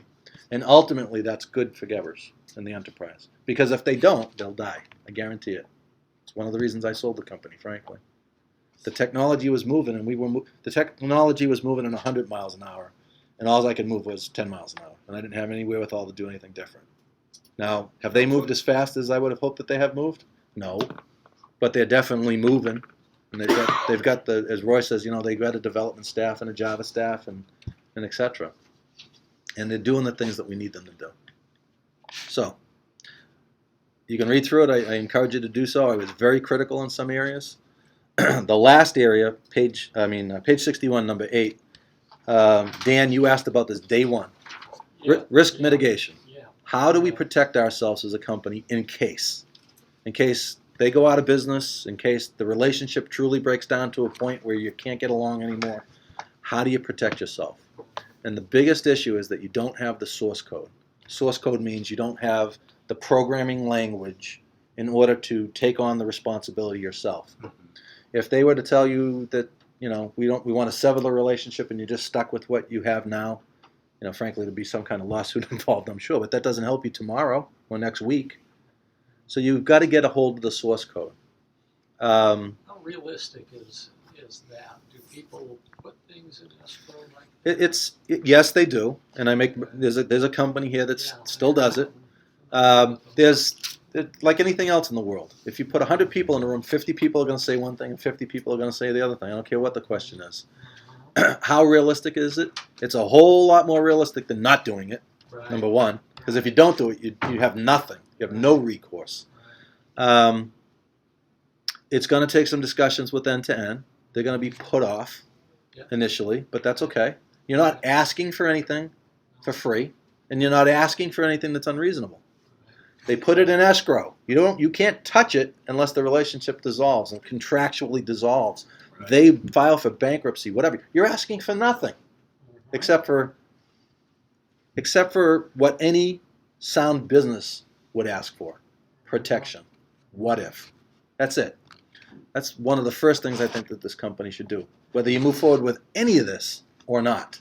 Because if something happens tomorrow, you're in a really, really tough spot. Case in point, you have no source code for your payroll system right now. And it's almost impossible, if not impossible, to get an enhancement in payroll. So when we were with NCR, our contract was that if NCR stopped supporting the databases we were using, that they would deliver the source code. And in fact, in the year 2000 quandary, NCR quit supporting Mhm. and went another direction and delivered the source code to Governor's Farms. And one of the things that Famous was able to look at was the COBOL programming that NCR delivered to me, right? And then when Famous quit supporting version 5.8 plus, guess what? Mhm. We did a lousy job on that contract Right. because the source code was not delivered Right. to us. And that's where Right. that's one of our problems. There's no reference right now to the source code in the Nightmare. end-to-end relationship right We have now. A man on the side, that maintains our payroll constantly. And- So and- why can't we get source code but sign some sort of a? You can. You can't- Okay. I'm not. You should be able to. You're asking for nothing more than a fallback position in case. You know, you're not asking for the source code so that you can go sell it to the Russians or something silly, or the guy down the street. Right. And I think that that's one of the first things that you should do. Well, I agree. So The following page is a radically different approach to a healthy ERP. And we've pretty much discounted this for the sheer fact that End-to-End has said that they'll do what they need us to do. Okay? Yes, there's been some very critical things said. We're going to get to the issues. We're going to ask the tough questions of End-to-End.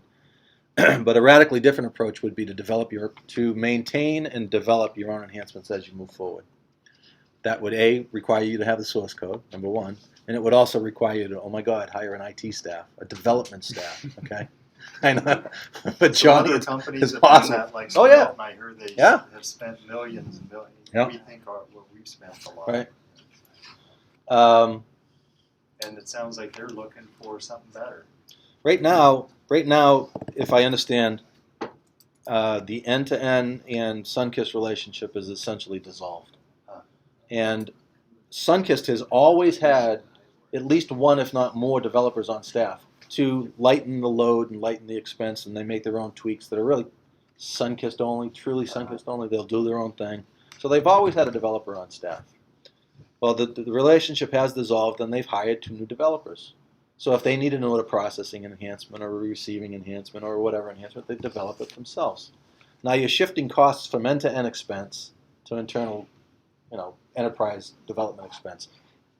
But you're shifting the expense. Is it going to be any? point out to Tom that Sunkist owns their source code. Anyways, They it was do. a different relationship It was they had. 20 years ago, it was written into the contract, whatever. And for whatever reason, it's been pulled out of the contract. And, I'm not here.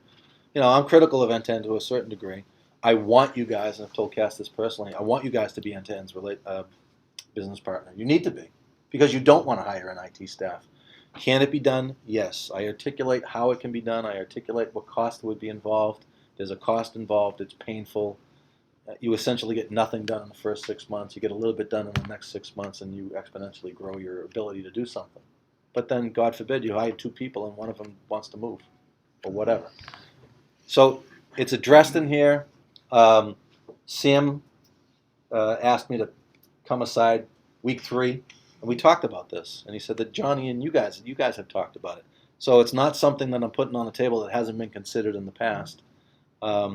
It can be done. You don't want to do it, but if you have to do it, you have to have the source code. So whatever happens, relationship goes great for another year, and then it turns south. God And forbid. exactly, and that Yeah. was really the reason we looked at it or considered it, was what happens if they fold up the tent and Right. you go to Florida and there's nothing left? Yep. What would we do? How would we Right. behave? And if you don't do it, and they do fold up the tent, you've got what you've got forever. It's not going to change one iota. Walmart comes and says they need something new, you can't do it. Period. Wow, that's not good. Without the source code. Without the source code, you can't do it. Not good. Not good. Page 63, I basically give a cost breakdown.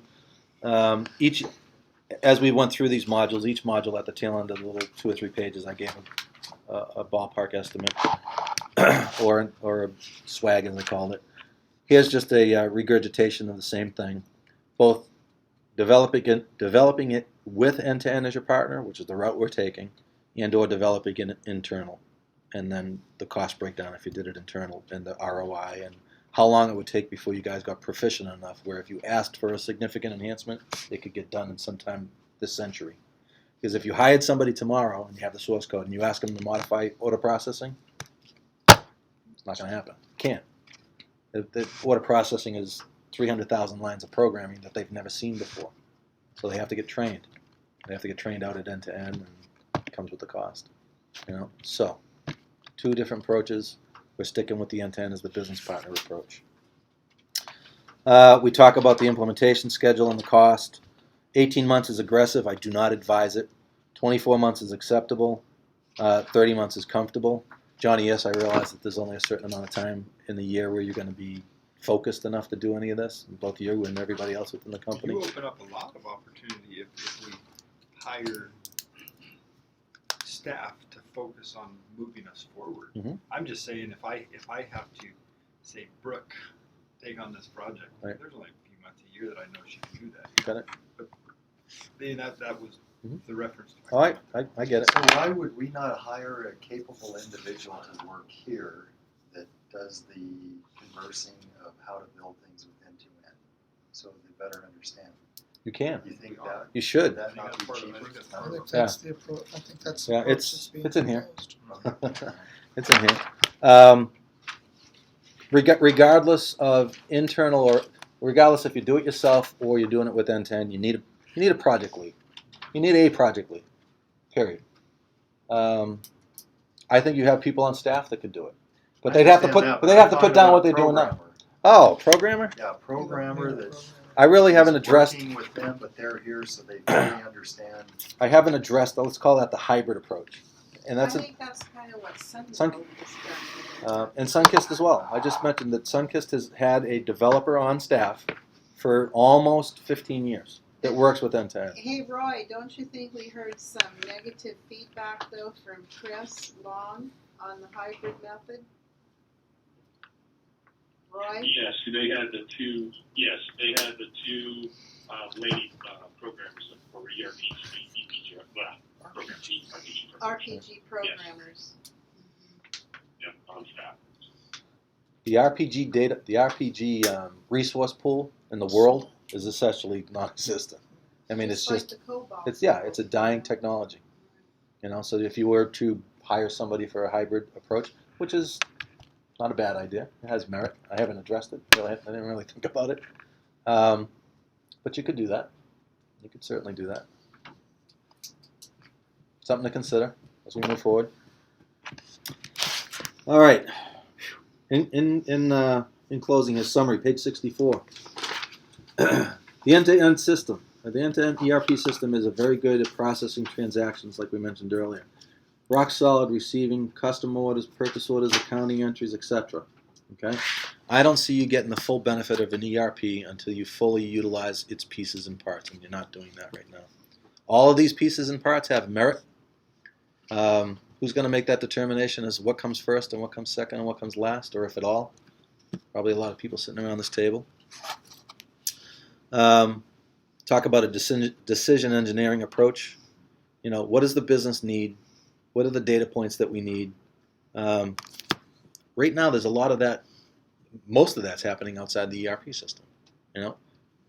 I don't know of any real, true function that's happening inside the ERP system, such as production planning. I just pick on that one. That's spreadsheets and yellow stickies and all that kind of stuff. I know that you don't want to be there. So how do we get forward? The original purpose of the ERP system was to process those transactions effectively and across the enterprise with transparency, interconnectivity, data sharing, and visibility. It seems to be doing just that. As much as everybody bitches about it, it's doing just that. You guys would be back in the, what'd you call it? The Wild West? Is that what I haven't heard that term in a while. The Wild West. I mean, it's just, to try to continue to do business like that would have been ludicrous. So over the past 4 years, yes, it's been painful, but it's fundamentally doing what you asked it to do, or what you anticipated doing. Is it doing all of the things that you needed to do and thought it was going to do? No. But is it fundamentally processing transactions across the enterprise to similar systems in a real-time fashion? It is. Which business processes are next? Which modules are next? Farm management, production planning, bill of materials, high on the list. But oh my God, what an undertaking that's going to be. Not a small undertaking. So we should collectively have some discussions about, should we pick on a small project first? Something that's valuable to the company, but nonetheless a small isolated project. Because farm management is not a small isolated project. It's just not. But it's probably one of the biggest things in the company could benefit from. But let's not pick on that one first. You know, the priorities always take into consideration that they're going to feed off. Each module can feed off one another. We talked about it several times already today. The bill of materials system can stand alone, but it's just an inventory system at that point. It's just keeping track of inventory. You guys already do that really nice. You know, somebody can show me a spreadsheet, and somebody's out there counting shook right now. But it's not a fully integrated system. So farm management, production planning, sales, all those things will feed into the bill of materials system, and then it has tremendous value to the company. Closing thoughts. Most of the user concerns about the ERP system are whether it delivers the required business functionality. The issues at hand are inadequate modules or functionality to create, access, analyze, and disseminate data. The next phases of the implementation for the enterprise over the coming years will remedy these shortcomings and allow the enterprise to grow as anticipated, with the tools to make the growth as effective or as efficient as possible. I don't think I can say it any better than that. You guys can stay where you're at. I guarantee you're going to grow the business, even just leaving everything alone. There's no question in my mind, but not as efficiently as you possibly could. Small steps, thoroughly thought out, designed. Move forward. Wow. So my take on kind of where we're at, Stan, is when we started 4 years ago, we strategically said, you know, we went to the sales company and said, hey, we got, this is where we got the most leverage, and we put a lot of energy and work, and we've really worked hard to stabilize process, get down to one way of doing things, and then institutionalize that in the Kirky processes, and kind of lined them all up. And I think that we've had a lot of success, and we've covered a lot of ground in the process. Wasn't perfect. In some ways it was really painful. Other ways it's worked exactly like it should. But we've got a lot of traction. We've kind of got a lot of people starting to focus. And we're down to looking at these really big things that cross the boundary from the sales company back into the warehouse. Production scheduling being the big one. Because you can't solve it from one side or the other. It's got to be done in a joint way. And I think the conclusion that I've come to is that to take that next step and to get into that down in the dirt on those items, we've got to almost start at the warehouse and work back into the sales company, because it's more from the warehouse side, or it's affected more on the warehouse side than it is on the sales side. Because on the sales side, you can say, here's my interface and I just need it this way. Now, how you get that, make that happen in Kirky in the warehouse is much more difficult and takes a lot more thought to make it usable in the warehouse on the shop floor. And to make it be simple for your guys. So I think we're to that point, and that's kind of, in my mind, the phase 2 part is, okay, now let's take this part and really figure out this interface where it goes from, you know, warehouse production to input into the sales company. And then I think when we do that, what we're going to see is, because of the structure we now have in the sales company, we're going to see a magnifying effect where you get 10 times the benefit at the sales company, because they're ready for the structured data. Where before there was so much chaos, if that had happened, you would have never known. What's going to happen is Ken's going to go, oh wow, this is doable, and this really does make a difference, and I can just run my report and pull the information right out of the system and know how many bins are left to be packed, or what the size profiles are in that room for the decisions Jared's trying to make right now about how to allocate it to the 10 customers that are fighting over those galas. So, I mean, I support what you're saying, and I think that we are to that point. I think that the trick in doing this is keeping it small enough so that we only focus on those 5 or 6 really important attributes and not try to solve world hunger the first cut. And then invite the outside companies to participate, but don't let it confuse what you're trying to solve. Oh yeah. Because if you get too many variables, it'll get very complex, and then it gets very slow and very expensive. Well, I mean, you tell them up front that ultimately, we want everybody to participate, and ultimately, we do want to solve world hunger, but we're going to do so, Yeah, by feeding, Right. We're going to feed Right. Brewster today. Right. So, Good. Thanks, Stan. Wow. What was that all about? Good summary. No, I think it's great. I'm glad. I think we need to not be too timid at the rate we try to move forward. Truthfully, you want to do some low-hanging fruit for Daniel, Right. do it. Right. But pick a big project for my warehouse operation and get started. Okay. I think you ought to be doable. There's too much opportunity that we're going to lose, and my dad's going to be picking 150,000 more bins in 3 years, and it's quite scary thinking we got to do all that work with the same amount of people without utilizing the dang system. Right. Yeah. So. Before I leave, I have to go help Sonia bring on a payroll issue. Just briefly, let's discuss a little bit more so everybody understands how end-to-end, if we trust them and they Right. come through for us. Yep.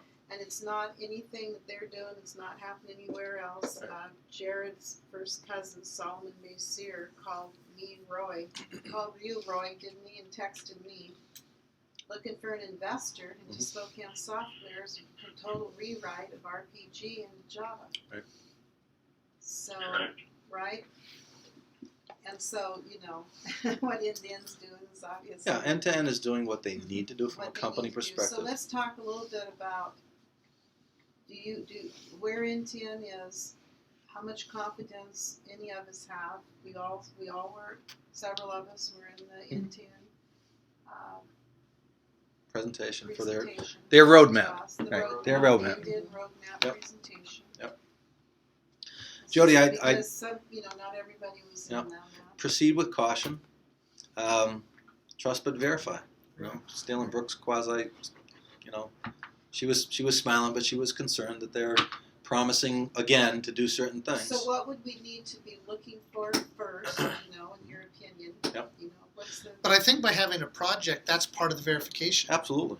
If you don't have a project, there's Right. really no way to verify that they're making progress on the things you need. Jody, if they deliver what we ask them to deliver in the current ERP RPG program, a piece at a time or a couple of pieces at a time, or as aggressive as Johnny wants us to get, if they do all of these things and don't deliver on their roadmap,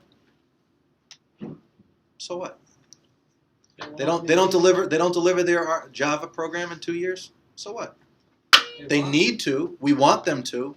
But at the end of the day, now you've got the pie nice and tight, and you're doing all the things that you needed to do, and you guys can grow into the future and pick But if 150,000 they're more bins. programming this thing, all of your new enhancements in Java, Right. and you don't get the rest of the piece of the pie in Java. Right. How is that whole interface? No, that You don't want to be jumping from one. no. to In another. fact, we asked that question specifically. We Is it asked that because they have order processing or pieces of it available now, and they're going to have pieces of XYZ available 6 months from now, and something else 18 months from now. We cannot, and we asked, what's the transition? We don't want any of it until it's all done, Yeah, we can't because we piecemeal. cannot piecemeal it. Just can't. Anything you have. We're on one or the other. Right. Yeah. And their But my date. concern is that you're paying for all of these things and to be programmed into this thing for 2 years from now when you're going to use it. Right. But they haven't got the rest of it done by that 2 years. You're still going to be. Well, I don't know how holding that pattern. we didn't ask those very, very specific questions, but I understand your question, Brooke. If they're doing order processing now, and all the pieces that touch order processing would make sense for them to do now. They're not doing receiving. They're not doing farm management. So let's say that we decide that we want to do farm management number 1. So we design it, they develop it in RPG, and they don't do it in Java, and they don't even begin the development cycle in Java for 18 months. That's okay. I don't care. You Or- just stay in RPG. Yeah. See, Yep. As long as I'm talking, let's say like receiving, which Yep. is one I see really is in order processing, or it's in that, family. sales, it's Yep. in that grouping. Yep. You go do receiving. Yep. A lot of times when you're doing pack outs later on, you're flipping back and forth between receiving and your pack out. Uh-huh. Now, if they've never brought the rest of the programming forward in Mhm. Java, now you're flipping back and forth between 2 different That- I systems. don't think that's what they're It saying. wouldn't be installed They're like saying that. it won't be installed in Java. It'll all be in RPG. every And then they'll You're move gonna it. program it in RPG. everything first. that they do for us in the coming 2 years will be done in RPG. Okay. And delivered in RPG and utilized in RPG. And ultimately, what we would like to see happen is that in this 2-year journey, we get all of these things done, and they get the RPG, ERP system as a whole pie. And then in theory, based on their timelines, in 2 years, all of the Java Gets migrated. is ready. All right. Now, We moved to a new pie, not a partial pie. we move to a new pie. Now, let's make sure that we absolutely understand what you just said. We move to a new pie. And it's not the same pie. It's a new pie. It's supposed to taste the same, but Lord knows. It's a new ERP system that in theory does all of the things that you've currently done, paid for doing, or whatever. In 2 years' time, or in X amount of time, when the new Java program ERP system is ready, there's really no way to avoid it. It's going to be freaking ugly. As good of a job as we all do, you're installing a brand new ERP It's a new system. implementation. Is what it is. You It's test the a- hell out of it. They test the hell out of it. You're not the first customer who goes live with it, no matter what the hell they say. Period. And let somebody else I was bleed. just looking over to see You know? if Brooke was already out the door. I was watching John. I was Mario thinking, was he was starting to like, fade a little. And Dan came up in his chair like this, like he was But gonna it grab is Bill a kinda new grabbed his chair. ERP system. All right. It's a different operating. It's different. It's just a program. It's just a different Different- technology, John. Different technology. Perfect perfect example. Make it easier for Dan asked me if I've been a Mac guy for a long time. No, 4 months. Did I want to change from a Windows operating system XP to a Mac? No freaking way. But I realized that I needed to get with the program, so to speak. It was good for me to do so. 4 months later, I pretty much can do what I need to do with this. Was it painful initially? Yeah. Roy's over there laughing. Am I getting an iPhone? No. But you have to realize that at some point you have to move forward. Right. They have to move forward as a company, or I guarantee that they will die. But they keep supporting what we have until we're ready to move. Absolutely, and they've committed to doing that. Yes. They've committed to doing that. That Standard was a big procedure. thing. That's a standard procedure. Right. Right. They're not going to leave the current ERP system flapping in the breeze. But at some point, and I used XP. What a perfect segue. XP it's 10 years old. 10 years. Windows XP, 10 years old. I was using it up until 4 months ago because it did what I needed it to do And for now it's Stan. obsolete. But Roy wouldn't let me plug the damn machine into the network because it was too old and That's where we're fraught going with with issues. things like production planning, with Doug having to be the only gatekeeper and Yeah. plugging all this in. We have to move beyond that. Right. And this is how we do that. Right. So, The apple pie you ate the other night at the golf course, pretty damn good. you thought it was pretty, I didn't think it was worth a crap. See? Because they copied my mom's menu and they didn't know how to do it. You've never been on Reva's original pie. You were fine. I was okay, that's right. And that's exactly what we're Well, that's good. doing. I like that analogy. So another quick question here. So Johnny mentioned, how can we do some changes now that are not too complicated? Right. Give some wins, let's say, Right. to Daniel. Yep. Well, one of the issues, I know I've heard Sam say, I wish we hadn't gone GUI, the scrapers on the screen. Yep. We should have just gone green screen. Yep. That's water under the bridge. Yep. But how do you, so one of the things has been, well, is the way, the inputting, the inputting of an export order. That's a complaint I've heard a lot, more complicated, takes like a longer time. How do you give him some wins on his request, because we obviously are not gonna put Java screens in prior to Right. the entire Right. changeover. Well, And EGL went sideways. Right. Everybody jumped onto Indian. It was only partially their fault. IBM basically told EGL. Yep. Well, you can certainly give Johnny some simple tweaks. Daniel, I'm sorry. Focus on ones you can deliver. Like And the what- simple- Don't get caught up in the ones you can't. Simple things. Go- Even if you personally don't see value in the give me the last 3 orders on the sales floor or whatever, and I made specific mention of it in here, and I must have missed it. No, But- you went over that. Giving Johnny what he needs. Damn it, I did it again. Sorry. And it costs X, and it's a pretty small number. Not only does it make Daniel happy, but he's gonna shine the light on his dad. Hey, Dad, guess what? They freaking did something right. They can actually do what they say they're gonna do. That's invaluable, you know. We've actually done a lot of things right. Sam and I talked about it. We just nobody acknowledges it. Well, it's like the kid You that could brings get on home the that A's, board, you fill know. that board. Yeah. A lot of stuff that we've done That are new, that's that are new new and that being are really done. helping with Getting getting our data. It's totally different No, in this company, but And when you look at the total investment right now, that is not where the total focus, like you said, it's done, Mhm. right? It's done. But I think there's already ROI on that investment. We don't Oh, yeah, even absolutely. talk about that. Absolutely. How many times have we already paid that That's investment all. back, I had to fight every right? employee down there, including you, right? Admit it. I just wanted to see if you were committed. Anyway, But No, I that's a should have whole been nother- committed. that's a whole Yeah, I nother know. thing. And That's what I meant. That kind of how do you committed. measure that? Well, we don't have a No, measure. we don't. It's your gut Right. tells you. I meant sane, All not of committed. these Yeah. improvements we've made have been very meaningful Thank you, Johnny. financially. Appreciate it. We don't, there's nothing, We got it's it. never talked about, Time to leave. Very good. Thank you, sir. right?